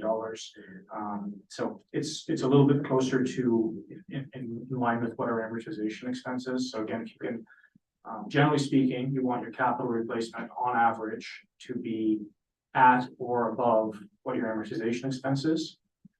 When you amortize an asset, it was purchased in the past. And so generally speaking, inflation costs more to replace the same asset today than it did when you bought it in the past.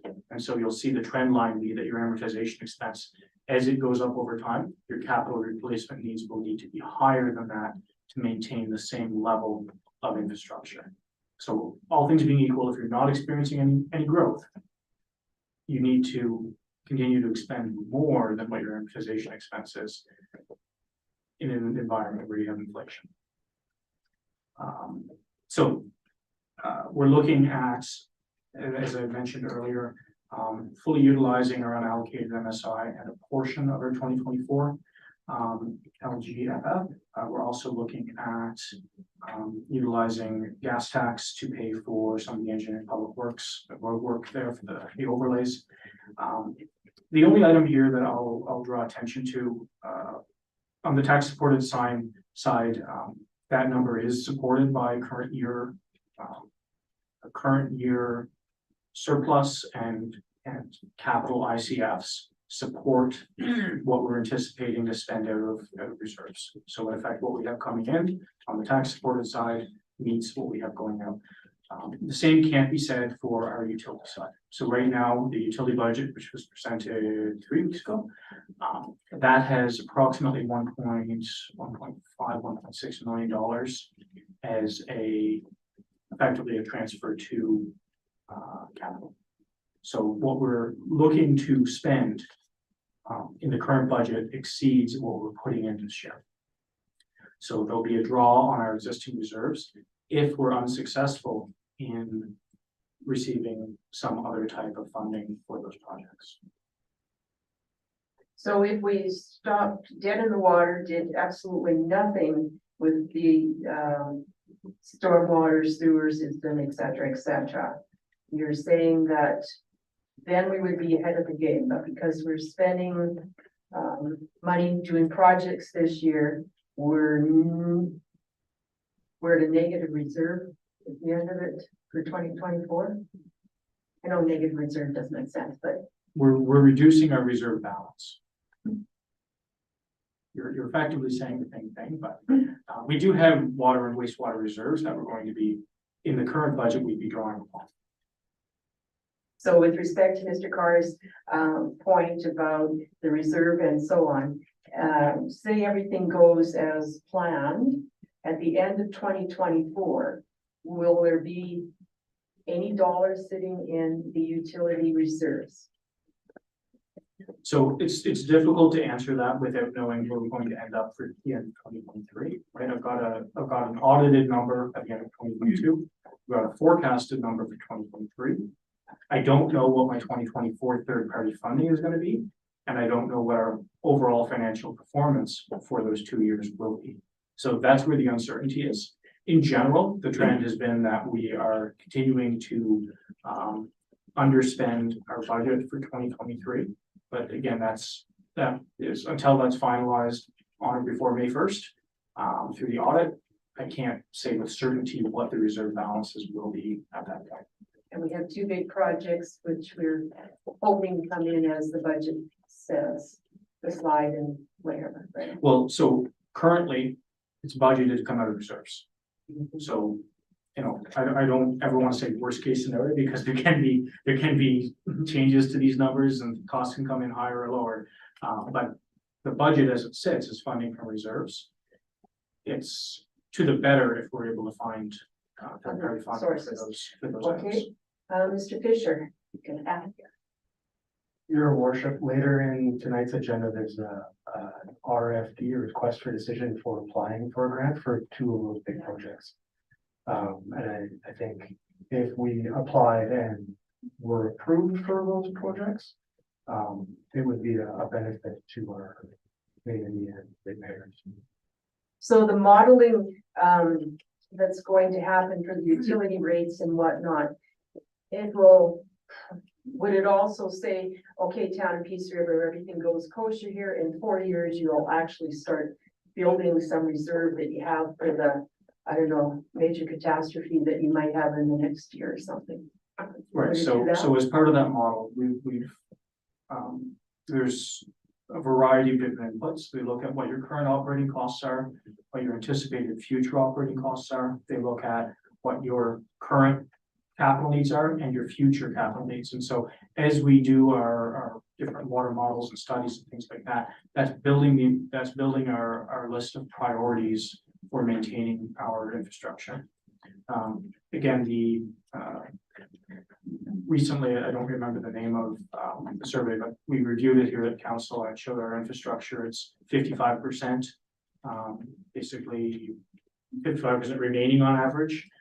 So that's, you know, for our utility infrastructure system, like we will have costs in the future, and this model is going to look at those costs and determine how much the current ratepayer needs to pay their share of those future costs. At the time that it comes to spend that money, you're also going to look at how much future ratepayers should pay for that as well. So it's complicated, and that's why sometimes it makes sense to use debt financing for some of these things, because if we need to spend, you know, $15 million on Clarify or something like that, we're going to look at how to raise that money. We're going to look at provincial funding, federal funding, reserves, and potentially debt.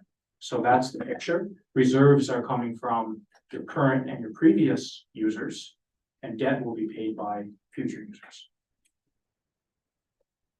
Okay, any last minute questions? So going forth on this, Mr. Mugford, you need something at this point in time? Well, I do want to open it up.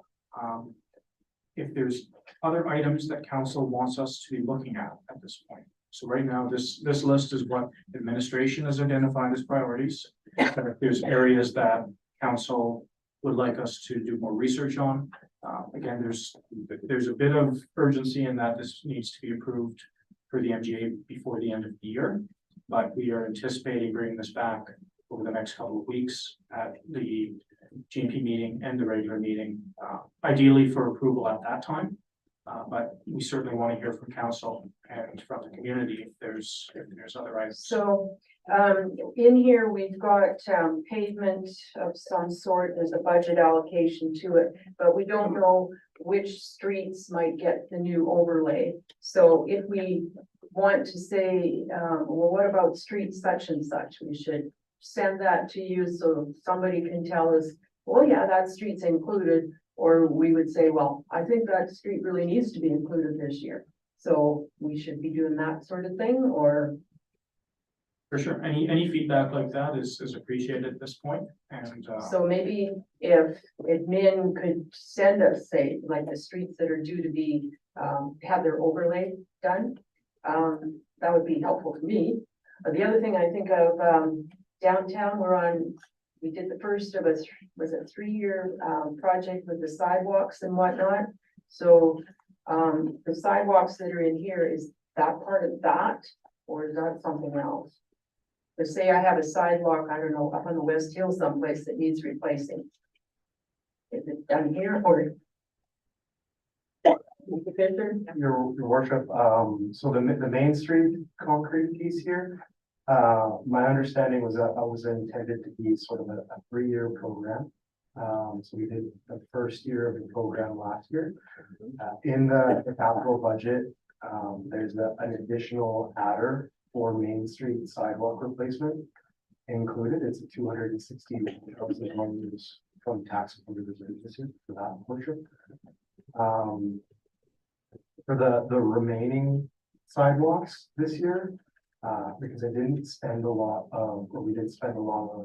of capital that was already approved on sidewalks. We're gonna carry that over and get some work done. And a lot of my intention for next year, personally, was get my house in order so that I could better execute future years. Okay, so if council is aware of some sidewalks that are really in bad shape, they might be forwarding an email to Mr. Mumford saying, are they included in the 154,000 that's going to be spent on those sidewalks this year? Councillor Carr? I noticed this year, something I beat the drum about every year is fire hydrants. I didn't notice that mentioned in there. I noticed this year we flushed a number of them, which is very good. We repaired a number of them. Did we replace any of them? And can we get a report on how many were flushed, of how many we have? And like, so we can kind of see percentages as to what was done and what is yet to be done. I see there are some that were looked at this year that have new bags on them. If there's any plan to replace those, or, you know, could we get some sort of a report on that? We could try with our operational year-end report to include all the information. I think that would be a good spot for it. It's not included in next year's capital plan because we really haven't been approaching it with a rigorous and regular regimented plan. Yeah. So I'd like to spend some time, again, putting my house in order to come forward in the future year with a better plan to tackle hydrants. So that could be part of the 5-year capital, where that would come in. Okay, yes. I understood that we purchased a bunch of hydrants a few years back. Is that true? That are up in the town yard, so it's just a piece of putting them in. Did we replace any this year? Okay, thank you. Any other questions at this time, Councillor Ford? Yeah, mine, just one quick question. We had a water break on 77th Ave, I think it was this year. More towards the west end. I see the new sidewalk had gone in, but the patch work hasn't been done yet. Is that just something we missed, or we got too late in the season, or when is that gonna be completed? That'll be completed next year, Council Ford.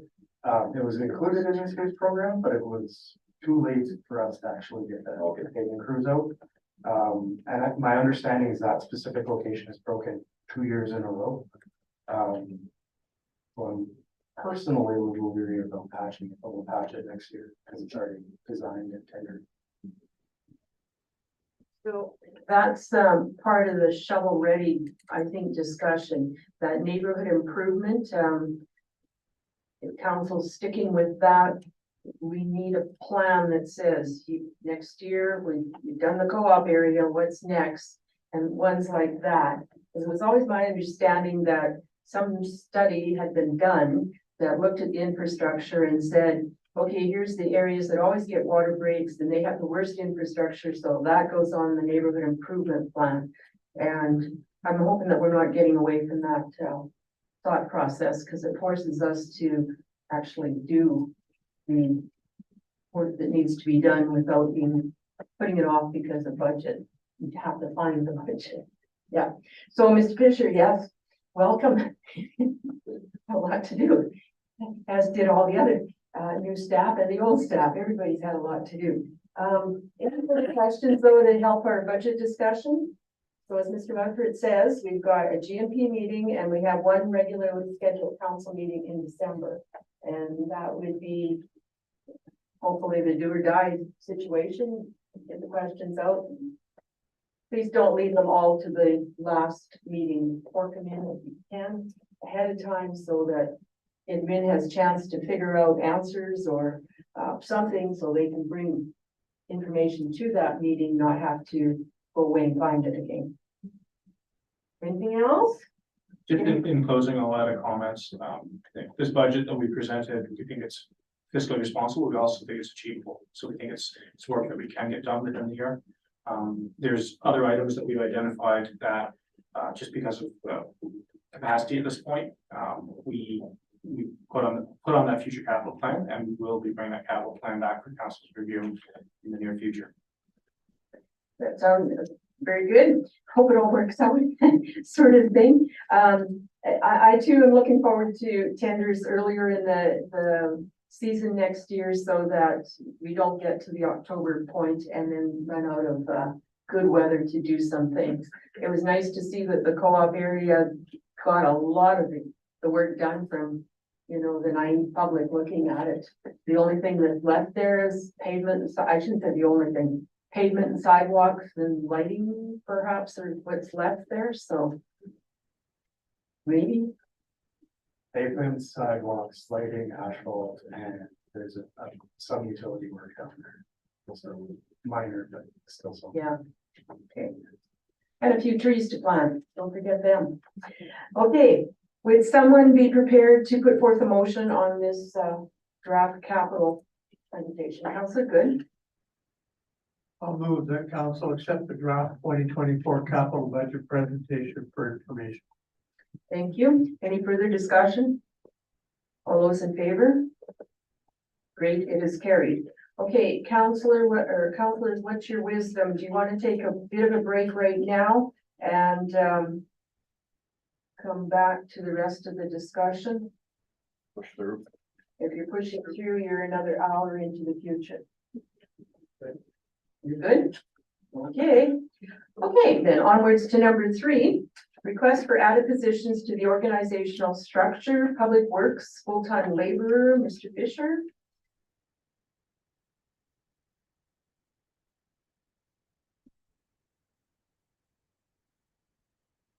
Thank you, Your Worship. So this is a kind of a continuation of item number 1, the operational budget review. So in the budget that Mr. Mumford presented a couple weeks ago, we had included some positions that were identified. This is one of them. And per our policy, we need to get an official decision from council for it. And so in the base budget for 2024, base operating budget for Public Works, we've included a little bit of an adder. It's about $10,000 on Public Works labor budget. Currently, we have 4 temporary or seasonal labor positions that are built into the base budget. Into the 2023 budget. So that is 4 3-month terms, or we have done 2 temporary positions for a 6-month term, or one year position for the laborer, just based on that. And some of the feedback we've gotten in recruiting for that position and keeping staff or getting staff to move onward into our organization is that an FTE is a little bit more attractive to hire, and we've definitely lost at least one temporary staff in the last month due to that. The labor in public works is used, it's not just moving equipment. We expect them to get into the organization and be valuable for us. They're operating trucks, they're moving signs, they need to know what's in the yard so that they can do equipment runs for us, pick stuff up for when they've got to dig on. Some of them go into people's homes, and so it's not just moving dirt or picking garbage. It is sort of a specialized piece, and then we don't provide them any benefits or anything as a casual summer student. And we are continually hiring, right? There's a cost to onboarding, and in terms of effort, it takes time out of my managers' schedule to bring them on board, get them useful. Our HR manager spends time doing recruitment, doing interviews, bringing them on board. And so we're asking for a $10,000 adder. Basically, it's converting these 4 positions into one full-time labor position. And that cost is $10,000. That's the cost of benefits that we're not currently providing for the casual staff. And I don't really know how to quantify it, but I think practically we'll see a reduced effort in our recruiting costs. We'll see a reduced effort in my manager's costs to bring those staff on board, and so he'll be able to spend more time on other tasks that I need him spending time on. And this position really should be a gateway position to the organization. You should bring them in, invest in that person, and then expect them, not just want them to, but expect them to move on to other positions in the organization. They should be able to move into our parks department, our rec department, move up into equipment operator position. And it's a little hard to do if they're only here for 3 months or 6 months, and get them to fall in love, because we're not spending the effort on those staff. So we have sort of 2 options. One is that council approve the addition of 1 FTE labor position to the town's organizational structure to support engineering and infrastructure. That costed $10,000 over previous years, and it's already included in the base budget. Option 2 is that council declines to approve the additional FTE for my department. It will just continue on, but it'll be a rolling door of people. It's a little bit more difficult to staff. So in the past few years, if memory serves, it's been hard to find these 4 temporary summer kind of staff. So then it was changed to, well, it's 2 more kind of term staff. And now you're saying that we might have even a better chance of retaining these staff if they were permanent, full-time employees. Does that mean we would no longer have seasonal staff? They would be not part of the deal? I think this is separate from like student staff that Okay. also supplements our department. This is just the regular working day labor position. And there would be enough for this person to do during the non-summer months to justify? Okay, those are my questions. Councillors, Deputy Mayor Shannon? But you took one of my questions. That was what I wondered too, because I noticed on the organizational sheet, you have laborers, the new proposed one, and you still have temporary laborers there. So if you move the 4 into the 1 position, how many other temporary people are you gonna need there then? Like I would have to go back and see how many summer students we have, but they're separate from this. okay, so you're saying you have four laborers, not counting summer students, all year long, you have these 4 casual laborers and you're trying to replace them with 1. That's nothing to do with the summer students.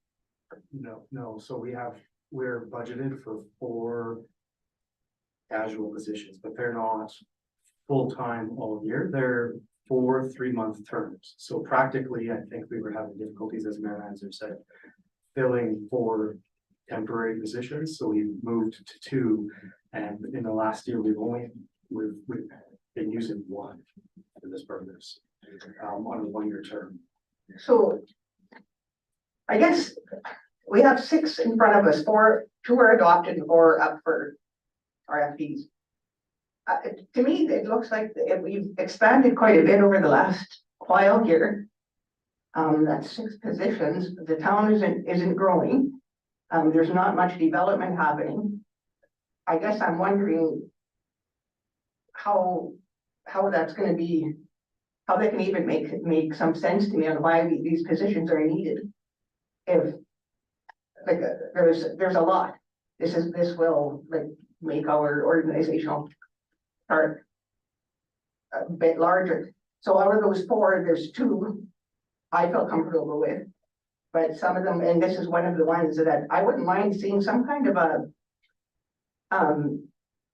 a summary or a comparison of how many people were in public works 5 years ago and up from that, or 3 even. Some kind of a comparison so we can see what this organizational chart, like, what were those employees, how many were there before? Like, you know what I mean? I wouldn't mind a comparison for this one and one more, but that's all I have on this. Thank you. Okay, other questions? Councillor Ford?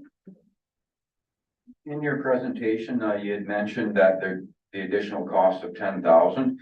Did I hear correctly? You saying that that is already in the base budget, so that 10,000 number will not affect the tax rate? Okay, and the other question I have is how many vacancies do we currently have in public works that are not filled?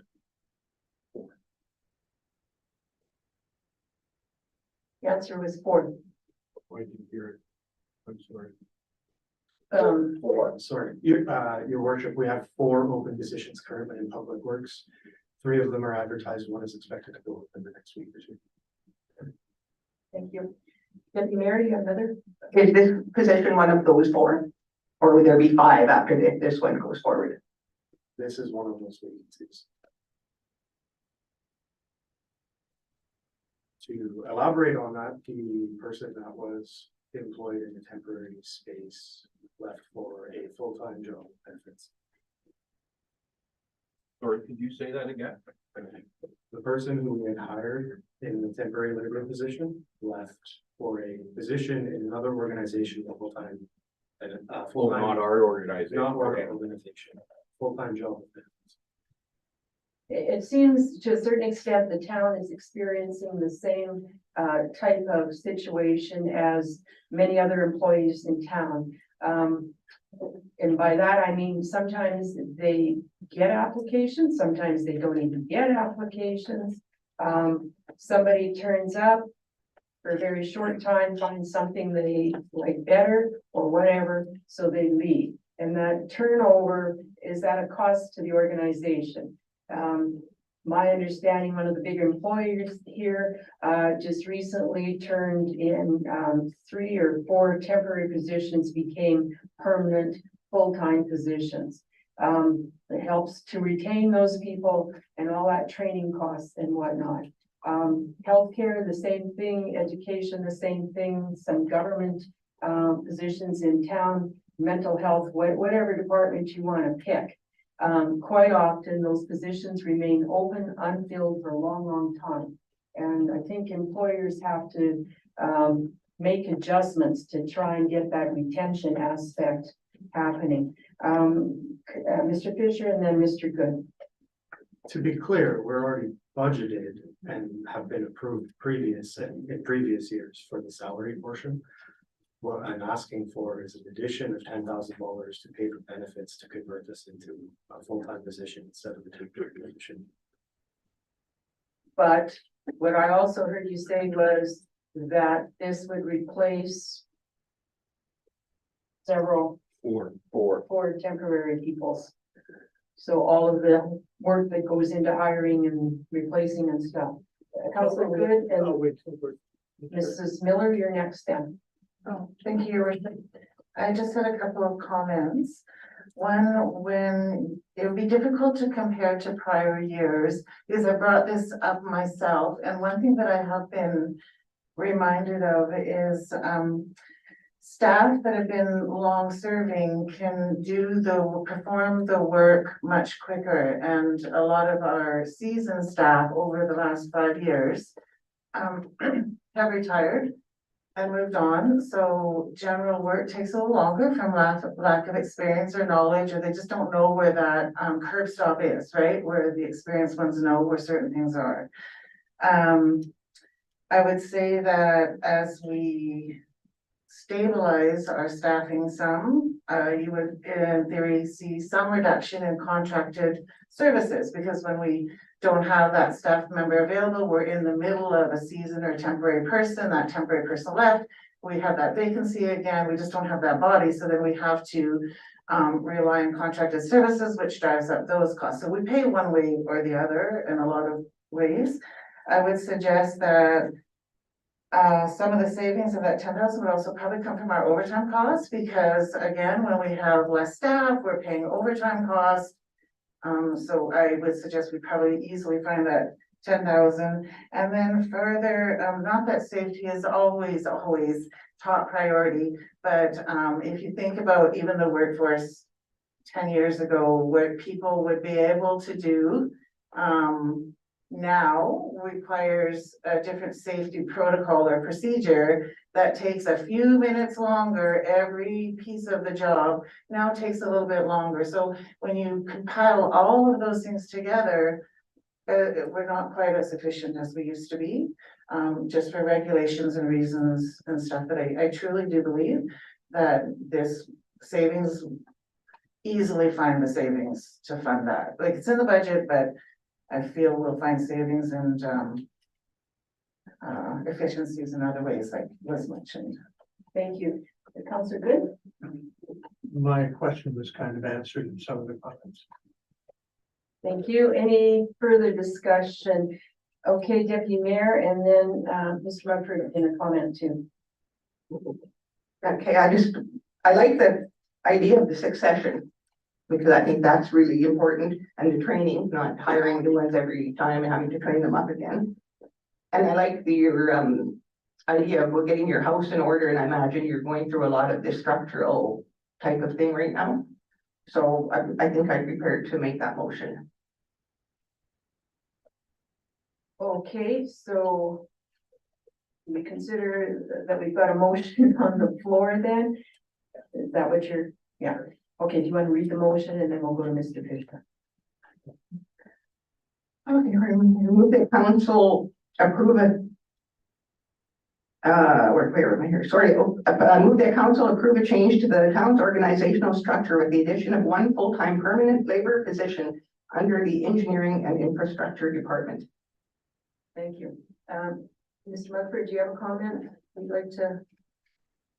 I just wanted to clarify, like on the revised proposed org chart, there's 6 positions, 2 of which have already been approved, but they're not 6. It's not 6 whole new positions. Like in this case, it's just the benefit. Same with the pool position.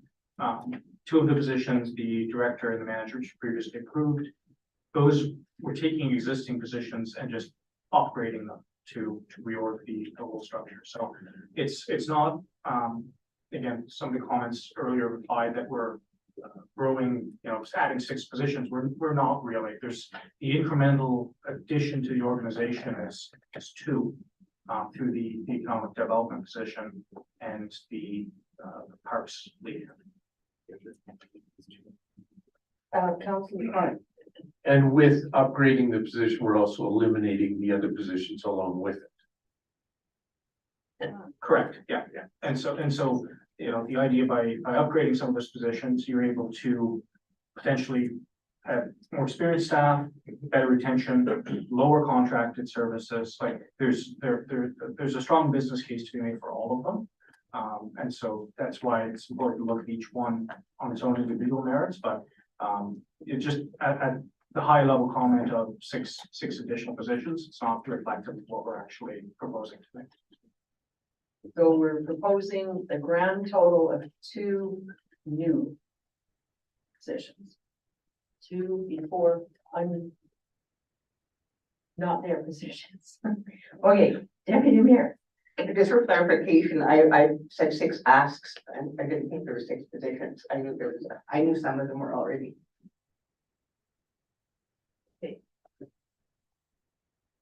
I'm getting this chart right in front of me. So, our Deputy Mayor has a motion on the floor.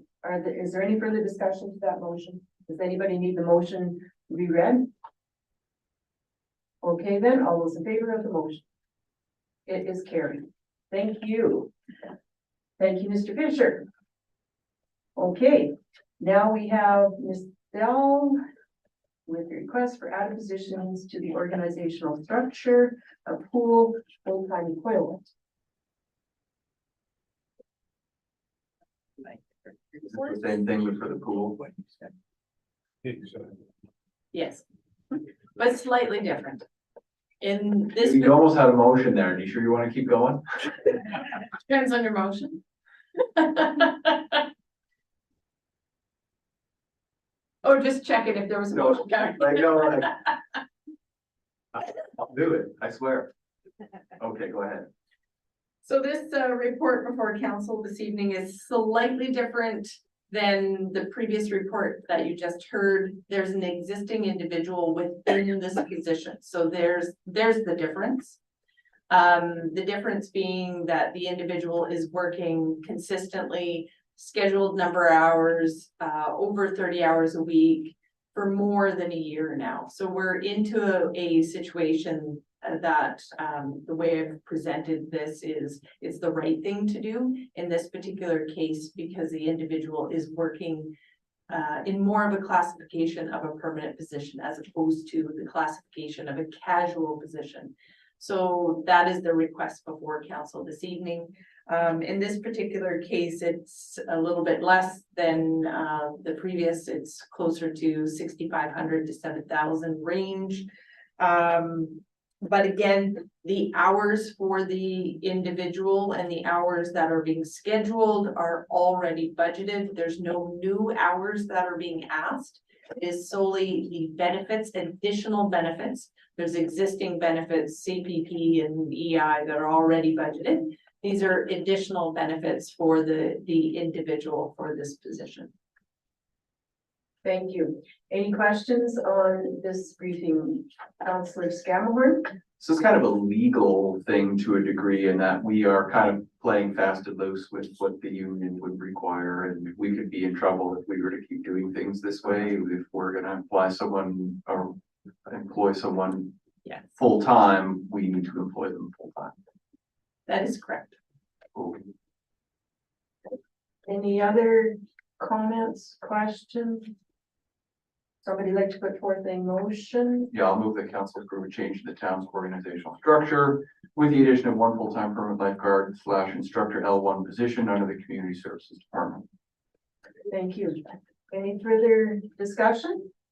All those in favor of the motion? Great, it is carried. Thank you. And now, Director Bell, I think, is talking about request for added positions to the organizational structure in the parks. Lead hand. Thank you, Worship. Administration heard council. At the last meeting, there was definitely some concern about this very new proposed FTE into the organizational chart. In taking that into account, what I'm presenting to you this evening is a position that sort of funds itself based on some changes within the organization and some other positions that are being proposed to being collapsed into or reallocated rather into this proposed new FTE. The parks role is an interesting new, but not new in terms of municipal organizations. They're pretty standard to have sort of a parks lead or an individual who would be a supervisor position within the parks area. We have extensive parks in our community. When I mentioned to our new engineer, Mr. Fisher, that we had 11 playgrounds, you know, the gasp of 11. We have 11 playgrounds just municipally operated. The area of parks is substantial in Peace River, the number of ball diamonds, the outdoor rinks, the green space, the contracted services, and the like.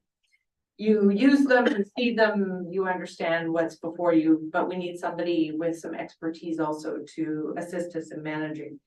The existing recreation facility coordinator had been managing that role. It was becoming too large in itself. The requests for tree maintenance alone has become much bigger than it used to be. And partly because the trees are aging and we've kind of hit that point where they're taking a lot of time and effort. So currently, what we would propose for this new position is they would report directly to the manager of recreation and parks. They would lead the summer staff. We are proposing that one of the 4 existing summer temporary positions is folds into or reallocated to this new FTE. So they would be leading 3 summer temporary positions, in addition to the green space contract and some oversight of projects and staffing through the Baytex staff that move partly into the parks during the summer months when the Baytex and the ice is out of the building. The manager position really does the oversight, but the parks lead would be doing a lot more of the detailed planning and on-site work. It's a field position. It is not managing, it is on the ground, trimming trees, whippersnipping, installing the outdoor rinks. It will be a working position. As you've seen in our capital budget, we have proposed, and what you haven't seen yet is the 5-year capital budget. The $150,000 for trail maintenance gets us 500 meters of trail maintained. That is not a lot. We have a lot of deficiencies in our trail maintenance, our trail planning. We haven't even touched our informal trails up in Misery Mountain. We haven't done any graveling. We haven't done any grass cutting or trimming. None of that happens right now. With this new position, and I don't want to overstate all the glorious things they will do. We have to think of this in the long format here. They won't be first year on hitting the ground running and cutting everything, but think long term. Right now we are very reactive to our systems. Tree maintenance is reactive. When a limb falls, we're reacting to it. We are not able, we don't have the capacity to do more proactive maintenance, which is a real bonus of what we're proposing here today. Service functions will be reallocated. So right now, Public Works, if they have time, will install the outdoor rinks for us. When they don't have time, and this might be one of those years, Mother Nature might not work with us either, the way she's going so far. We have to contract, and we have contracted companies in the community to install outdoor rinks for us, which is, to me, kind of a waste. An individual plus a member of our staff can use the water truck and be installing our outdoor rinks as part of their role instead of Public Works doing it. And part of the reason why we have to contract, and this is no slight to Public Works, they have higher priorities. The outdoor rinks are an incredible resource to the community. The community loves them and wants them installed. But in terms of the capacity of Public Works, if it's snowing, roads are the priority, not the outdoor rinks. And ideally, everything's done before the Christmas break. Weed identification, weed infestation, weed management, the noxious weed kind is another area that we are quite frankly not doing the best of that we could be. Again, are very reactive. We do not have a very proactive approach to our weed infestations. It's based on complaints.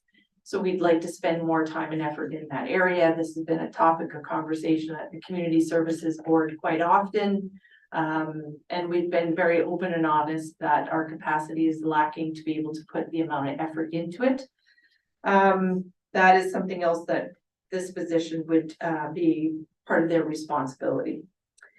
Some of the budgetary impacts. So as proposed, as proposed in this report, we're looking at about a difference of $3,500 of this position requiring some tax contribution. We're utilizing, reallocating a existing position from the museum that will be no longer at the end of this month, or the end of December, I'm sorry, I'm a week ahead of myself. We are proposing to reallocate one of the temporary summer parks positions. So going from 4 to 3 to this position. And then, of course, there's a contribution overall based on actuals for some of our ICF agreements, contribution also that offsets the total expense. The other benefit, which I did not highlight, which I'm, how I missed this, I'm not sure, because I had mentioned this to council in our very initial budgetary workshop in August, that with an individual with proper training, doing tree maintenance in-house, currently we contract that all out. We wouldn't be contracting out as much tree maintenance. We will require tree maintenance when it comes to very large removals requiring bucket trucks. That's well beyond the scope of this position and any other training that our staff would have or be able to obtain, maybe someday, but I'll keep my sights small right now. So there will be a reduction in contracted services over time for that particular area. Also within the weed spraying that is contracted out, and that is something that I anticipate that we'd be able to a little bit more in-house, maybe not all, because that scope can be too big, but there's some potential cost savings for contracted services also.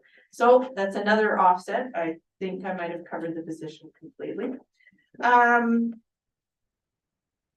The benefits of adding, I think I've highlighted those.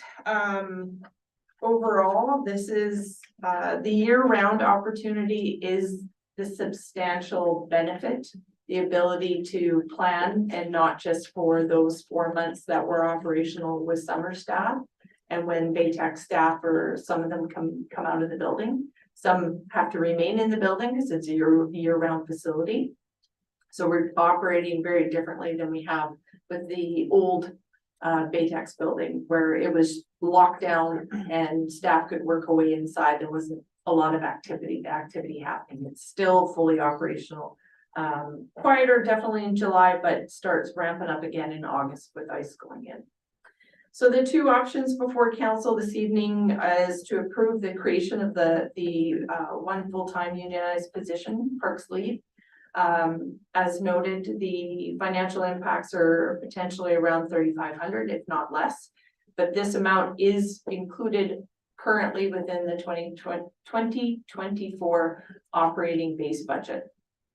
And your other option is to decline to create this new position. Thank you. Counselors, questions, Counselor Ford. Yeah, mine's more of an operational question, but under item 4, it says outdoor rinks are currently being installed by Public Works when and if they have time. This function could move over to the Parks Lead position.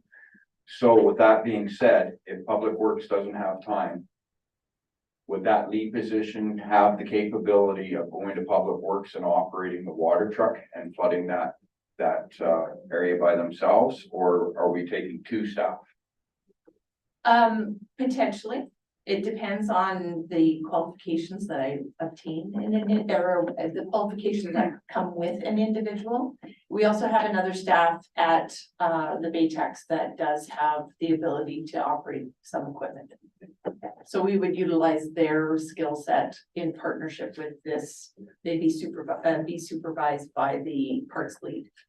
I was just curious because every time I've driven by, especially when I'm going home to Baytex, there's usually a water truck and one person flooding the rink, and I'm just curious if if this person's not capable of driving the truck, now we're doing two staff to do what one staff was doing before. Yeah, and I'm hoping we can utilize our other individual at Baytex who has some certifications to be able to drive heavy equipment. Other questions?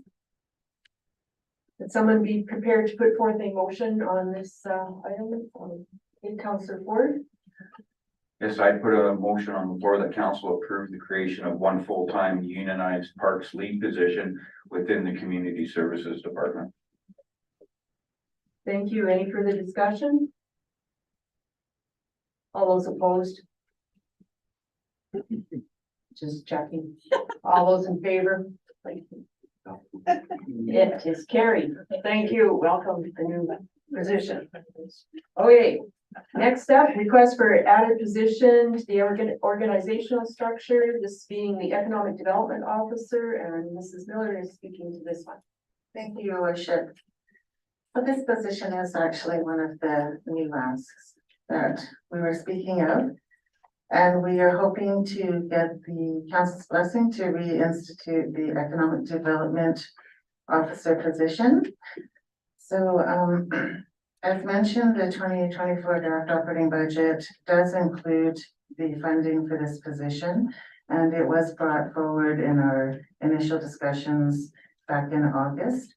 So just a reminder, in the spring of 2022, council called for interested volunteers from the business community and started or created the Economic Development Committee. And that committee's been quite successful and active so far in the last year.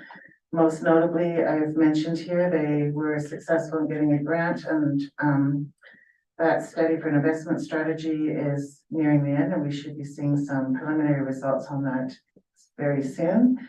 They designated or had our community designated as the rural renewal stream and the rural entrepreneur stream. They've launched the Facebook and websites.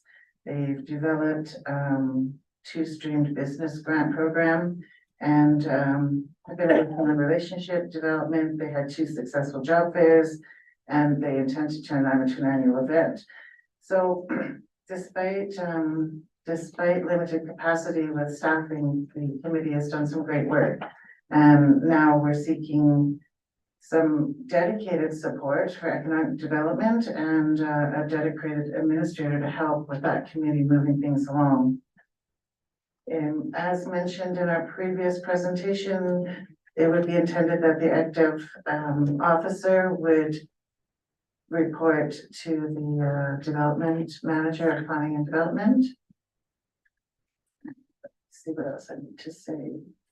So primarily the services or the improvement that really is the benefit from this is going to free up the Director of Community Services and allow her to step back and be more of an advisory role and direct her attention to more of the priorities under community services.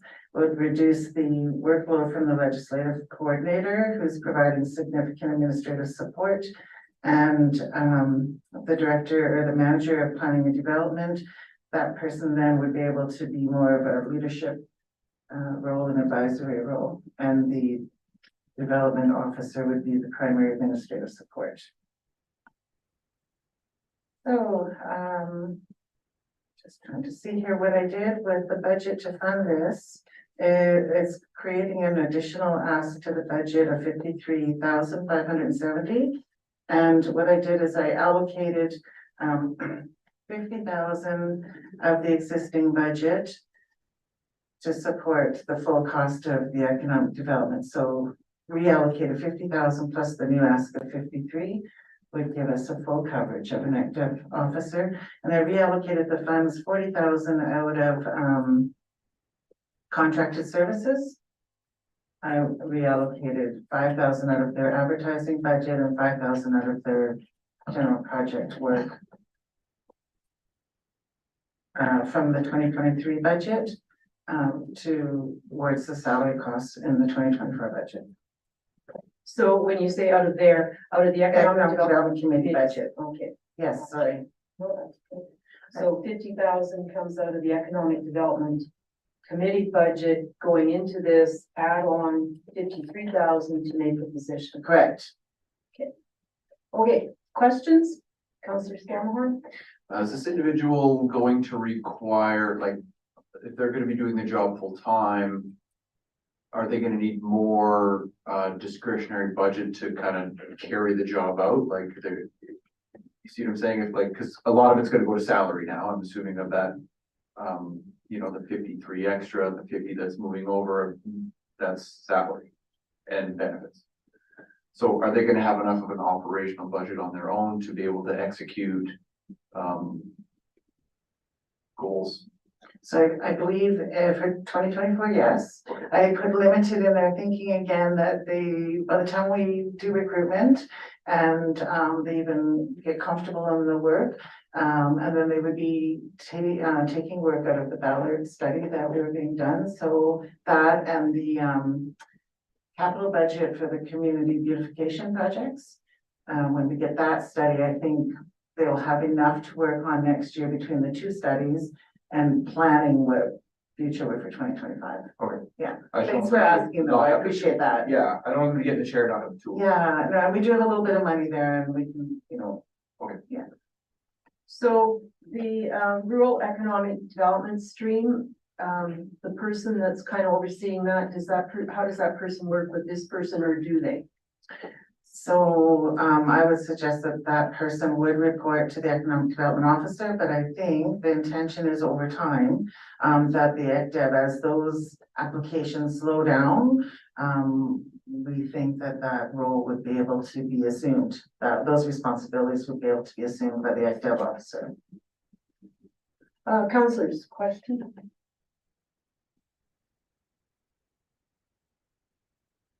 Ready to make a motion? Okay, We're ready for that too, it sounds like. Move that council approve a change to the town's organizational structure with the addition of one full-time permanent economic development officer under the engineering and infrastructure department. thank you. Any further discussion? I just like to thank administration for the work that it went into this. I waited a long time for this, so this is a very good day for me and it's a very good day for Peace River. Thank you. So if council approves this, then we'll go forward. So councilors, all those in favor of the motion? It is carried.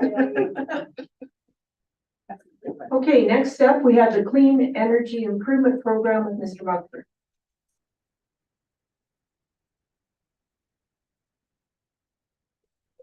WCB for council. Okay. Sorry, my eyes are skipping. WCB coverage for members of council, and then we'll carry on into clean energy.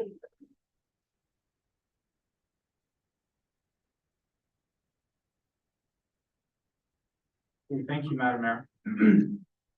So at issue is, Town of Peace River provides workers' compensation for personal coverage and group accident insurance to mayor and council. So it's essentially we're duplicating our insurance coverage. So back in 1999, administration was authorized to request special coverage for town council. The premiums for WCB coverage, it's inconsistent year over year. The amount fluctuates. 2023 was $3,770. But back in 2021, it was as high as $6,604. Group accident insurance. So members of council are also covered through Alberta municipalities group accident insurance. So this insurance has historically been provided for on-duty coverage only, but has been renewed in 2024 with 24-hour coverage at a premium of $525 per year. So administration has done a review of the insurance programs and has determined that the WCB coverage is redundant and could be eliminated without hardship to members of council. So the options before council are to repeal motion 990609, which authorized WCB coverage for town council. The advantages of that are would provide savings of, again, depends on the year, $3,000 to $6,000. The town will no longer be paying for that duplicate insurance, And council will still maintain their 24-hour coverage. There's no disadvantages to this. Option 2 would be to not repeal that motion, which there are no advantages, and the disadvantages are we would continue to have duplicate coverage in place. And the WCB premiums do fluctuate, so there's risk that it could be higher as well in the future. So the recommendation from administration is that council repeal motion 990609, which authorized WCB coverage for town council. Thank you. Thank you. Any questions on this matter? Councillor Good wants to speak to it again. And it's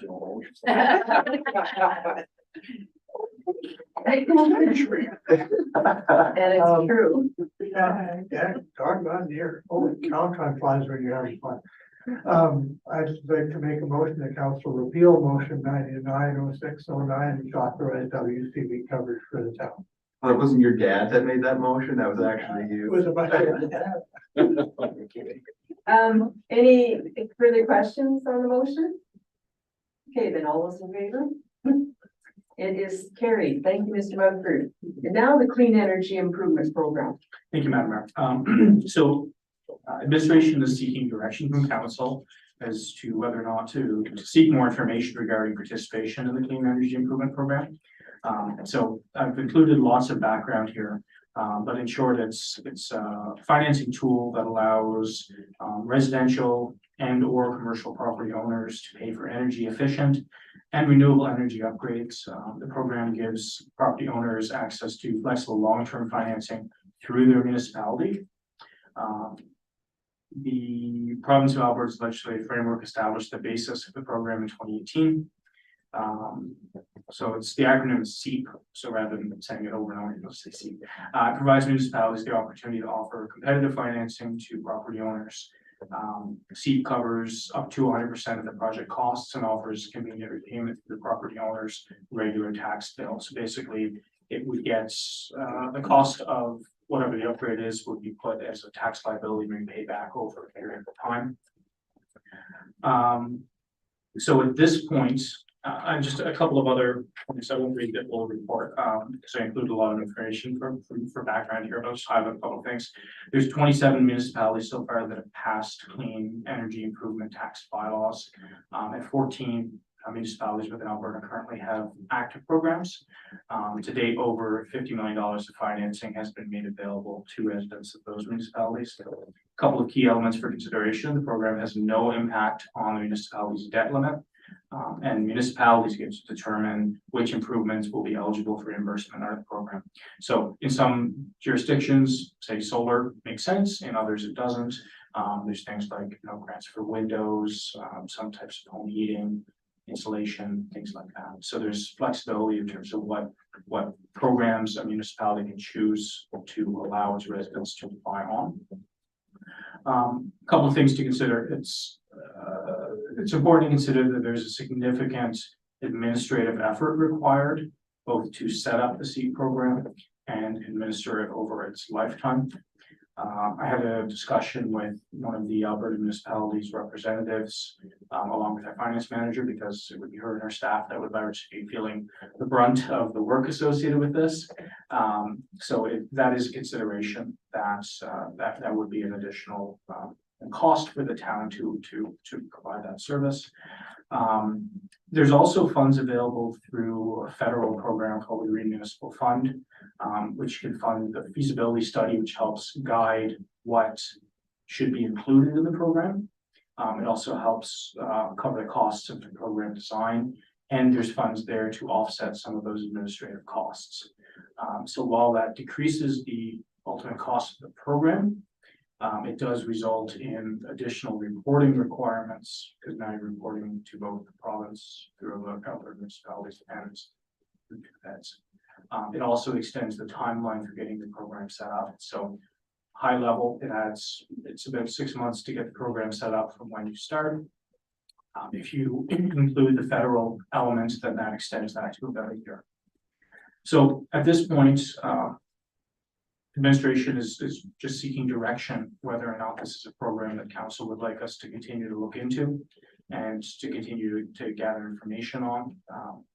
They typically will take municipalities and bunch them together and kind of move them through as a group to help answer questions and things like that. So there is an intake in December that I can attend, and that's just kind of a training, so 2-hour training type course to get more information on programs, see whether or not it worked for a municipality.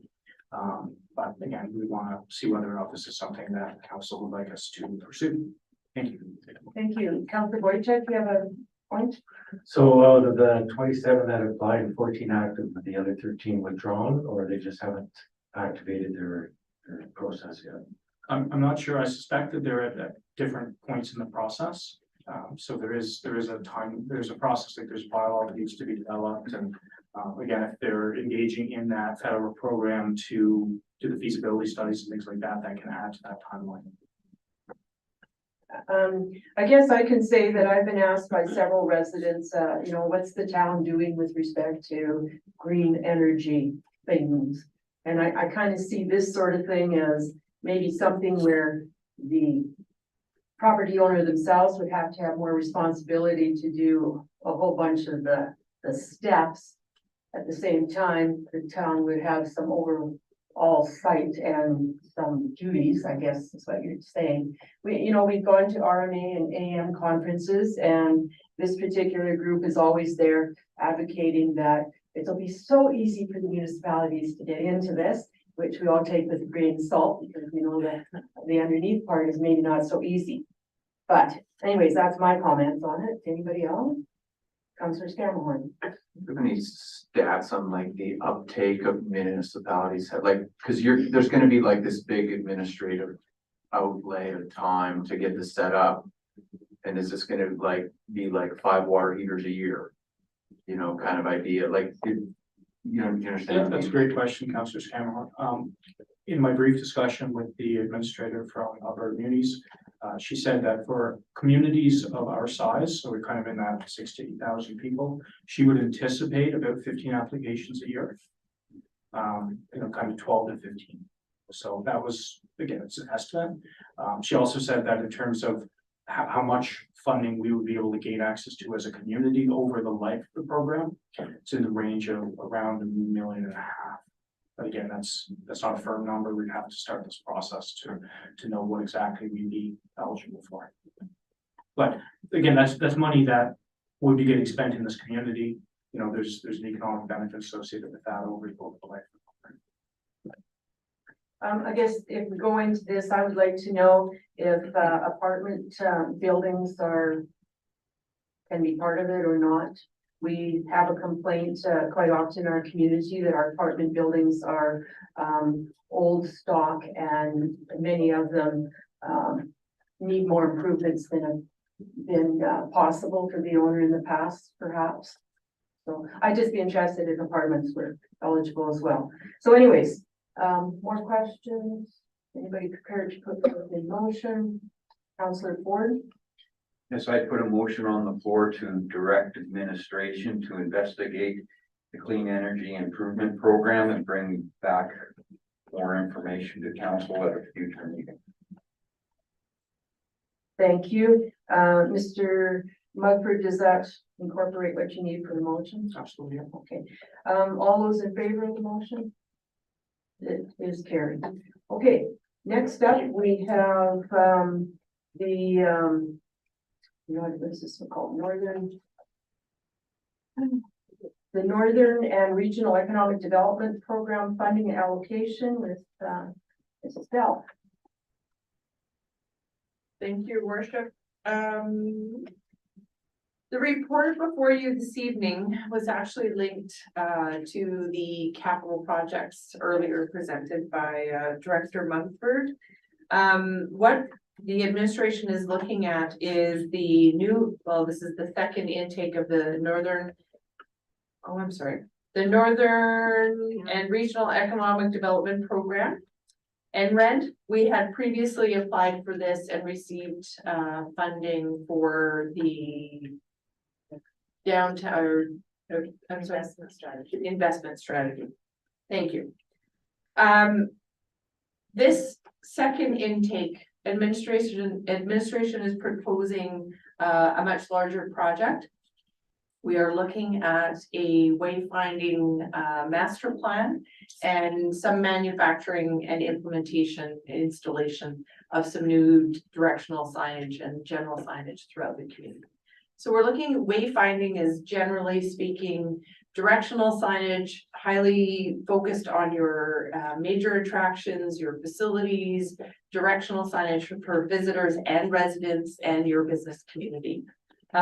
It's a substantive project to really, one, boost morale, because it cleans up your signage around the community. It gets rid of the inconsistencies. It gets rid of the very old, almost non-colored signs that we have up currently. When you start really looking at our signs that we have, they are mismatched and inconsistent or non-existent. This would also eliminate the need for us to put up about 15 sandwich boards to lead somebody to a facility during an evacuation, because there isn't really any good directional signage to where our evacuation center is. We'll have to put up a few, but once we have some proper signage up for our facility directions, it really does eliminate some of that impromptu signage that's been happening.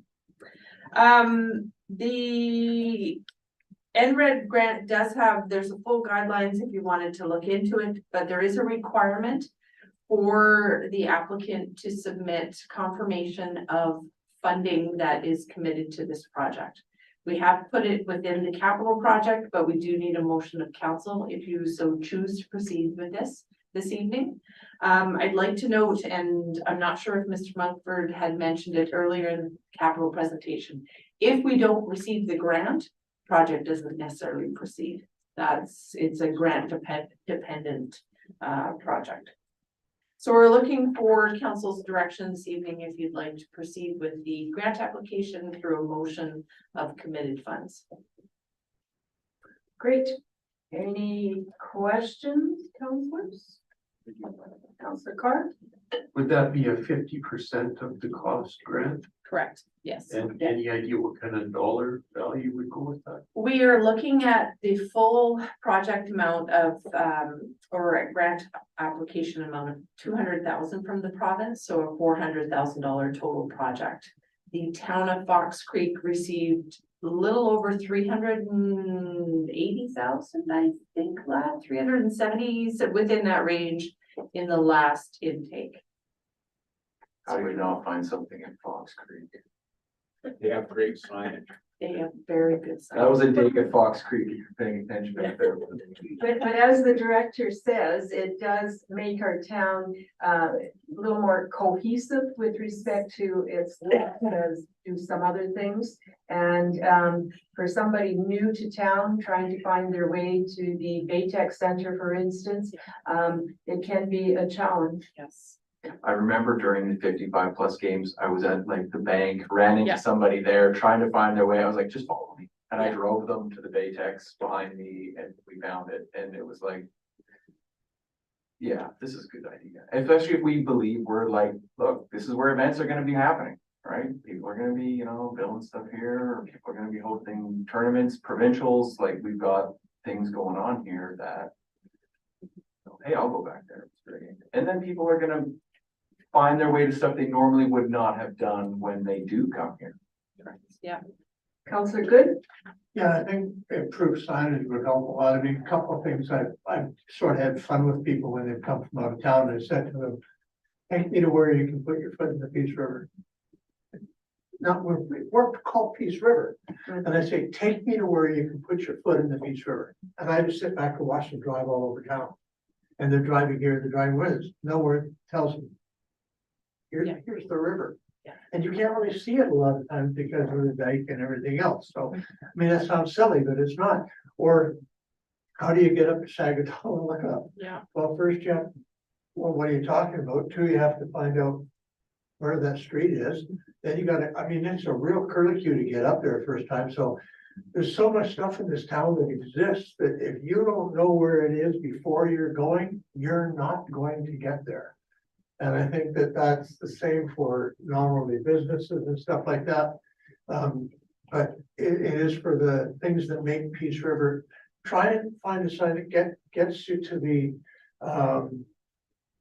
tourist information thing, try and make that curve follow a sign that gets you there. I mean, I remember we had fights in council about the big sign, you know, the sign has the question mark up there Yeah. that nobody can see. Yeah. There were arguments that was going to destroy the sightline of Peace River. So I remember them well, but I mean, we don't have really consistent signage for anything, so I think this is great. Okay. Would someone be prepared to put forth a motion on this matter? That's what you should. Okay, Counselor Good, your motion is, I'll move the council allocate $200,000 for the town of Peace River General Operating Reserves 50/50 matching fund for the town's application to the Northern Regional Economic Development Program. thank you. Any further discussion? Okay, all those in favor? Fabulous. Great. Thank you. Good luck with the grant application. Yeah. Okay, next up, we have Mr. Fisher, who's talking about, what's it called, STIP, the Strategic Transportation Infrastructure Program. And a funding application.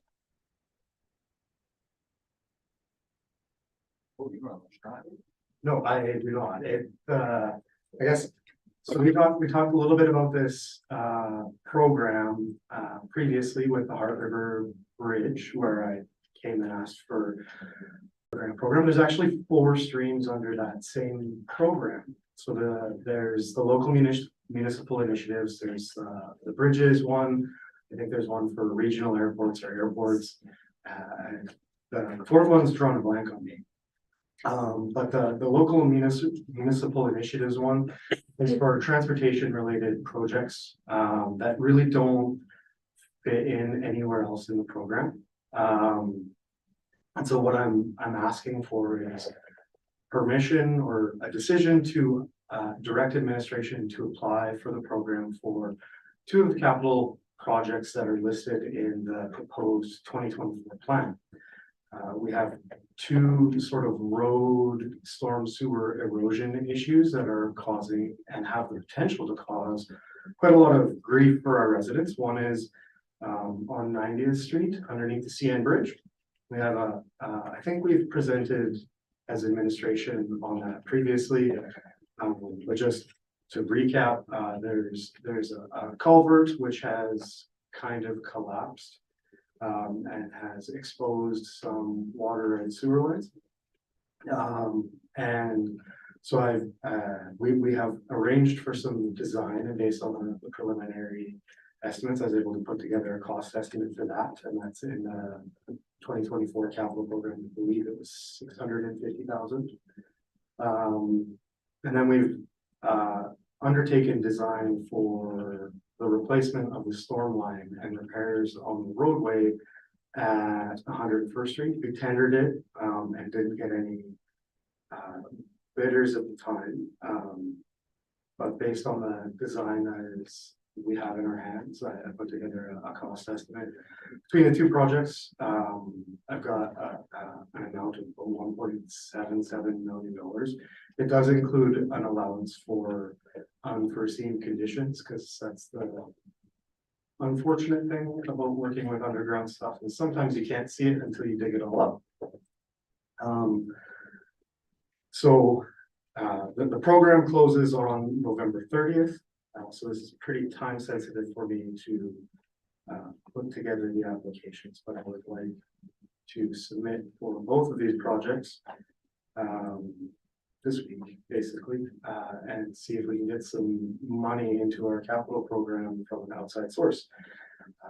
As discussed by Director Mugford, we've got $2.5 million coming out of the utility reserve to fund the capital program. If approved, this will reduce that number by just under $900,000. So it's a pretty significant improvement, which gets us pretty close to funding that amortization amount that we've got in the budget. It's a good move to get this money moving ahead with those projects. So I've got 2 options. One is that you direct administration to apply for a grant through the Strategic Transportation Infrastructure Program to fund 2 projects with an estimated cost of $1.77 million for completing repairs to the storm sewers and eroded areas on 101st Street and 90th Street. the other option is to have us approve that, and if we move ahead with those projects in 2024, we'll be funding them out of the utilities. When would you know if the application was successful? Do they usually have a, Your worship, it sort of varies year to year, based on how fast the provinces are, what's going on politically, but anywhere between March and July. so is that time enough to do a tender to cause the project to be completed in 2024? We are already progressed on design for both of them, so. And we just can't, can we start the project? Or have to wait for the grant to be okayed in order to spend or get money from it? Very clearly, if we apply and are not approved, we won't be able to reapply. So I'm not clear. on If we, start ahead of time. if we start, that we cannot start construction until we know about the grant. If we start construction and we're not approved, we will not be allowed to apply again for the same. Yeah. Okay, gotcha. Um, Okay, so we hope that they answer quickly. Any further discussion on this item? Anybody care to put forward a motion on the item?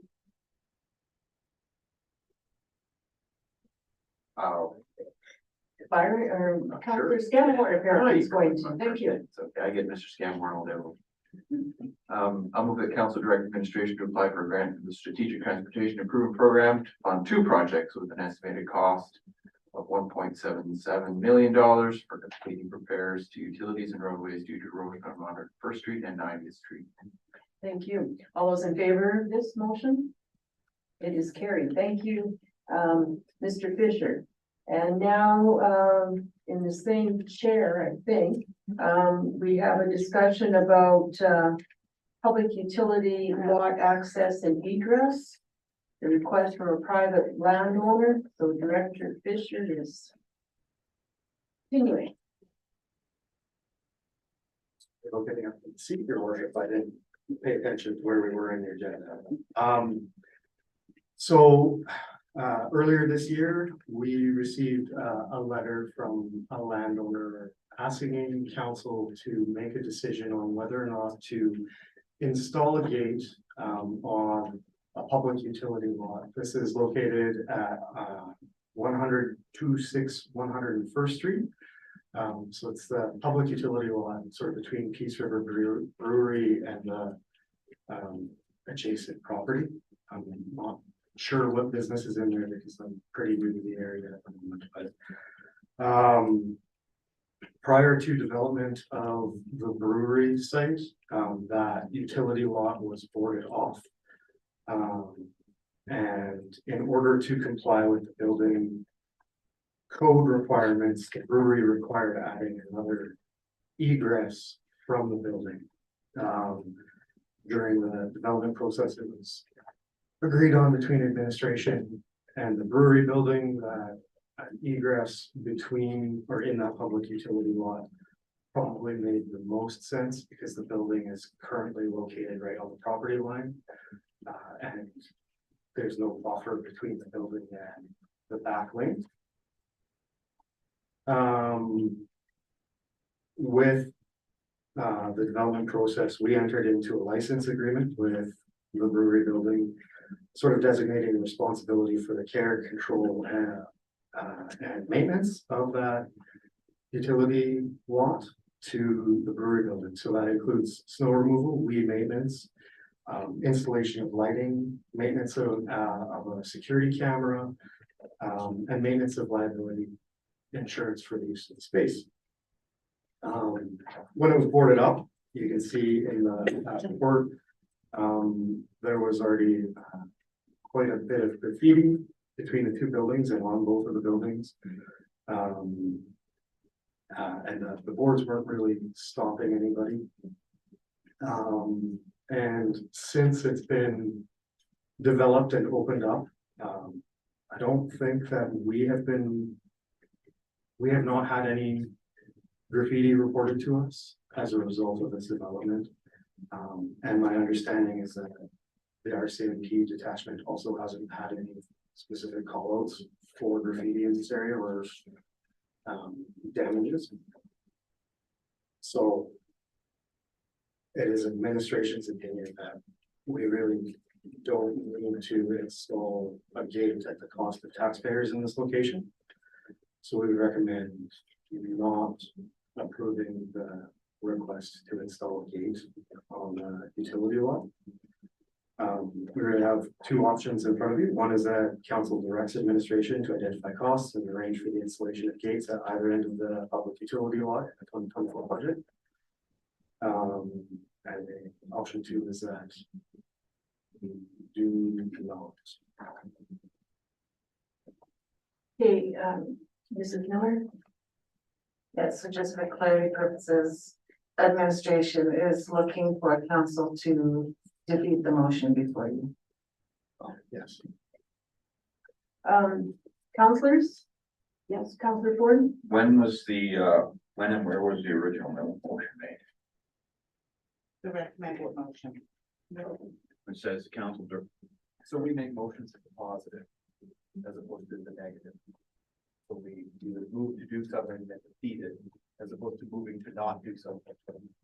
Okay, Okay, other, yeah, just one comment, when we did our septet walk around downtown, this, we didn't look at this specific site, but we looked at other sites that are very, very similar to this.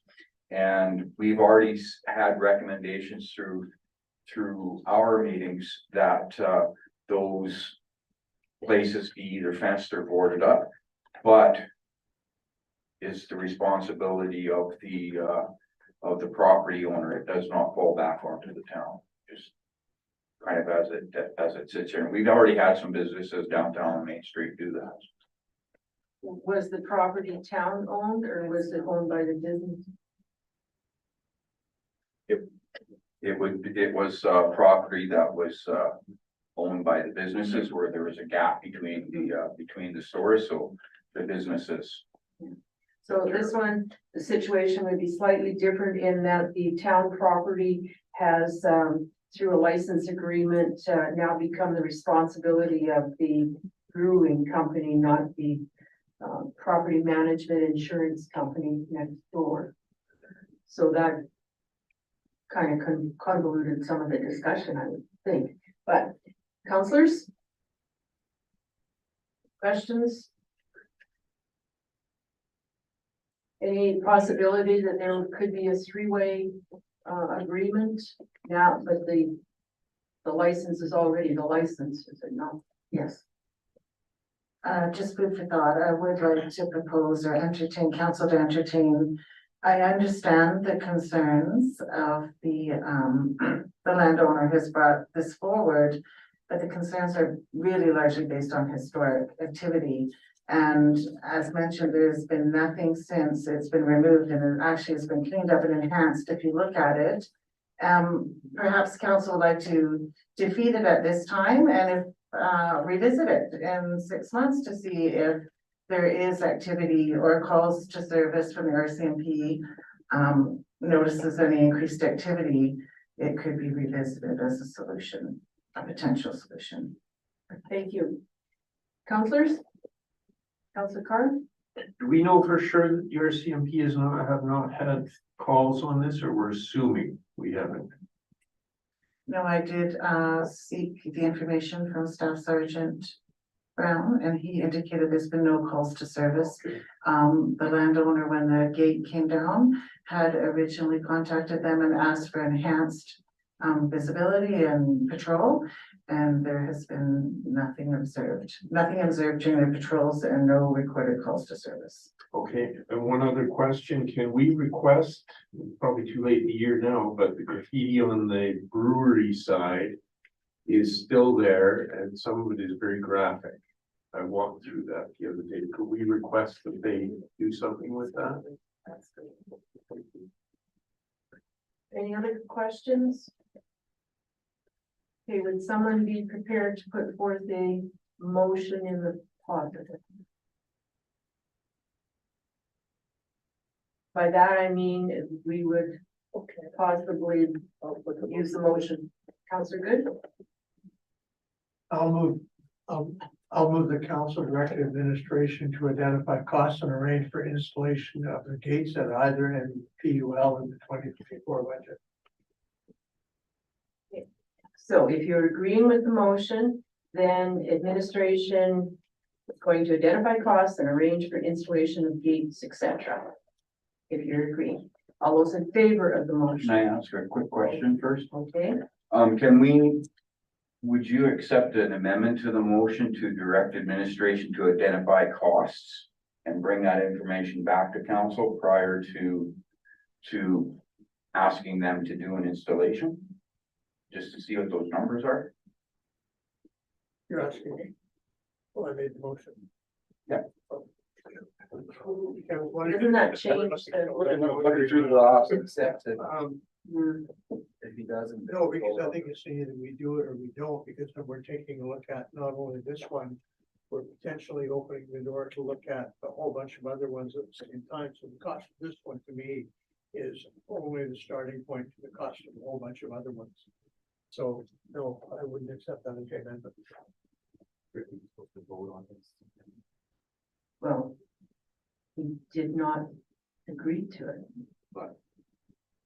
It's not a Um, friendly.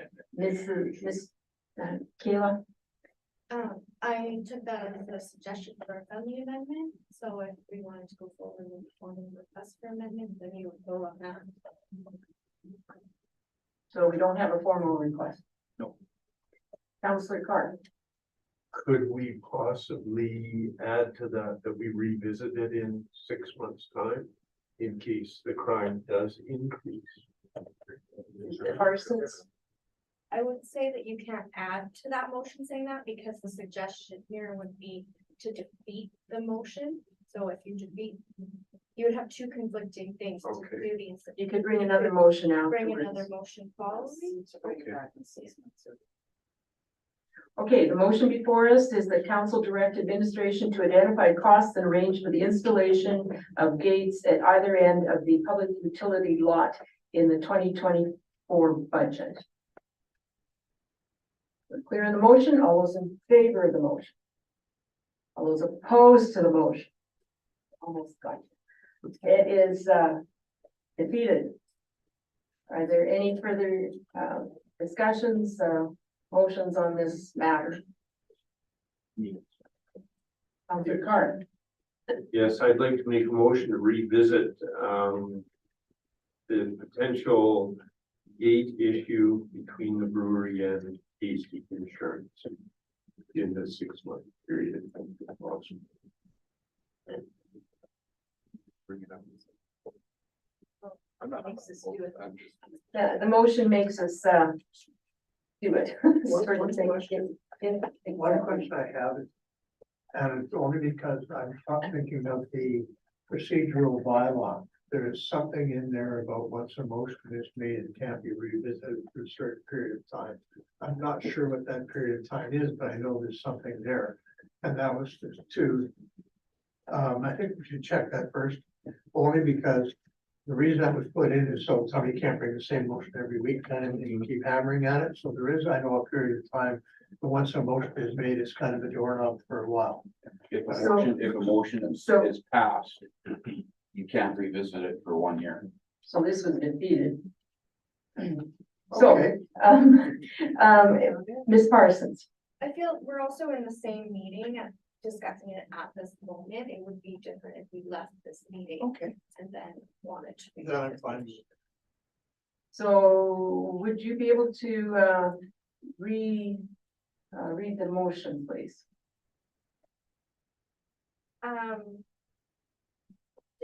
Move that council revisits the issue of the installation of a gate between the brewery and the Casey Insurance. Casey Insurance, in 6 months. That was your motion? Yeah, that sounds about right. Okay. We're clear on the motion, everyone? And its intent? Okay, all those in favor of the motion? It is carried. Thank you, Mr. Fisher. Okay, we're a little over an hour of the anticipated time here. The next one is Peace River School Division Joint Meeting Requests and CAO Miller. Thank you, Worship. Listening to find where we're at. So this is an annual event, you know that the Peace River School Division hosts, seeking input from community members and members of council on the curriculum and what's important or emerging issues. Is that it? Yeah. Emerging issues. I remember last year, council attended and brought forward the issue around carbon tax, I believe, and which subsequently resulted in a letter being issued here to try to support the school's concerns on the amount of carbon tax they pay.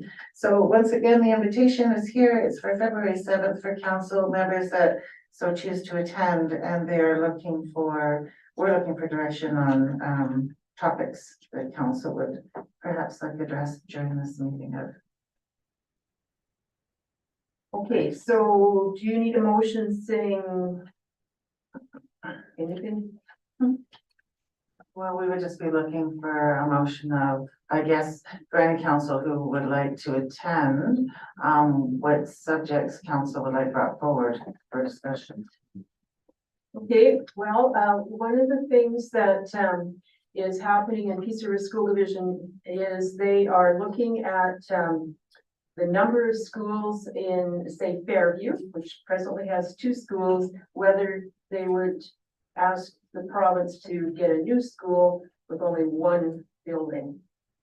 They are also looking at, and there's a word for it, in Peace River. Right now, there's 3 schools, one of which is a middle school, which has become rather an uncommon grouping. So in future years, they're going to be looking at whether Peace River should have a different rearrangement of number of schools, sort of thing. So I would like to ask, I guess, public engagement, what is their public engagement on school, number of school buildings in the town of Peace River? Anything else that anybody'd like to ask? How about the co-op programs in the schools then? Co-op programs are where students can start some co-op or dual credit. They can start some credit programs in high school, lots of the time in apprenticeship or healthcare, and basically earn some credits in their post-secondary, but while they're at high school. So just maybe tell us about that. Does Peace River have any issues with school grounds? I'll get to you, sorry. Councillor Ford, what would you suggest? One of the things that was kind of a hot topic a number of years ago when I went to one of these meetings was students and mental health. So I'm just curious as to see where the region is with that right now, and what have they done, and have we made any advancement on that? And my other question is normally, do we open this up to all of council, or do we normally, because I remember that we usually only send 1 or 2 councillors. Other municipalities send. Worship, under the new policy, I believe this would be one of those things that you would attend. Yes. But in the past, another counselor has come as well, and sometimes they've limited it to, 2 people from your municipality. That's what I But remember. other municipalities, sometimes it's 5 or 6 or so people from their municipality.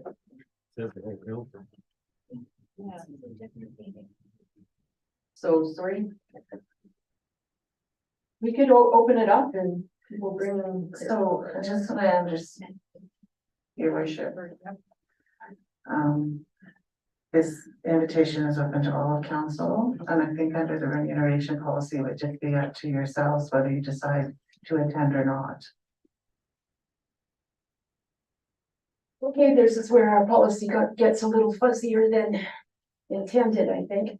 So, February 7th, look at the calendars and perhaps, It's the first Wednesday of the month. let the admin know, and quick fashion as to whether or not you would be interested in attending this. It's usually at 7 p.m. at night. It's in the center of the school division, which happens to be Grimshaw.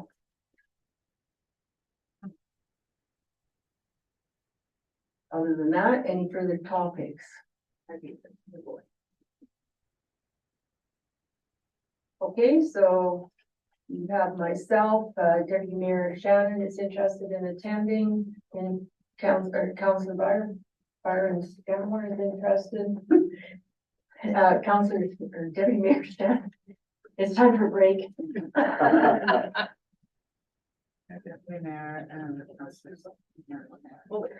Do we have to give out the question tonight, or can we percolate that a little bit and send them tomorrow or the next day? Probably tomorrow, the next day would be fine, so that school division has a heads up sometimes on what the questions are, so they can maybe, yeah. Okay, I think we've got that one. Do we want to, put forth a motion to accept that for information? Yes, we do. Can we make that motion? Councillor Boychuk makes that motion. All those in favor? Great, it is carried. We had one addition to the agenda, the letter of support for the Good Shepherd, I don't know if it's Friends of the Playground or who it really was. But Yes, yes, your worship. So we just received this last minute. It is a letter from the Friends of the Shepherd Society. Essentially, it says that they've been in need of a new playground and have been fundraising since 2019. And they've successfully reached their goal of 150,000. They recently got a substantive donation. So now they're ready to apply for the CFEP grant. And their intention is to build an accessible playground. So it costs more money, obviously, to build an accessible playground.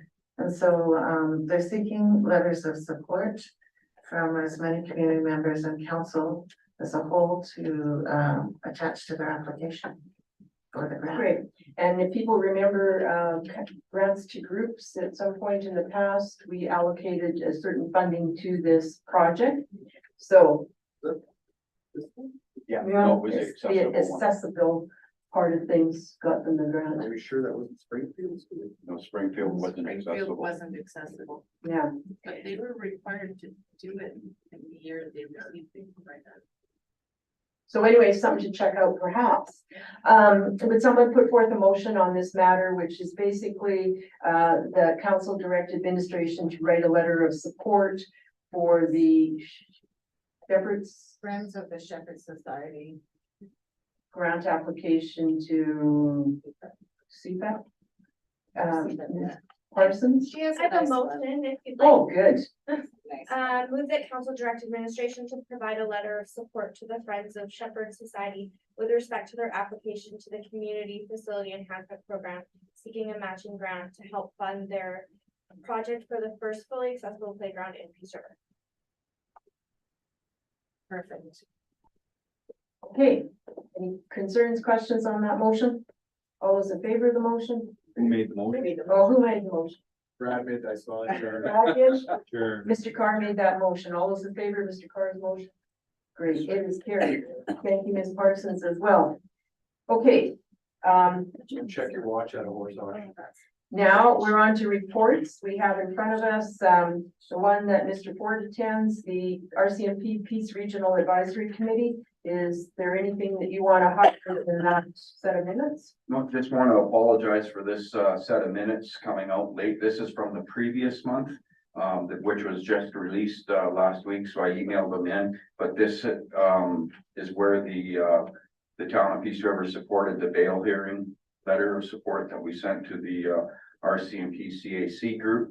Also, just so you're aware, at the last meeting, there was a motion put forward to accept administration's recommendation that we supply one of our administrative employees from the RCMP detachment to be the official writer, I guess you could say, moving forward. So there will be a letter coming to council or to administration in regards to that.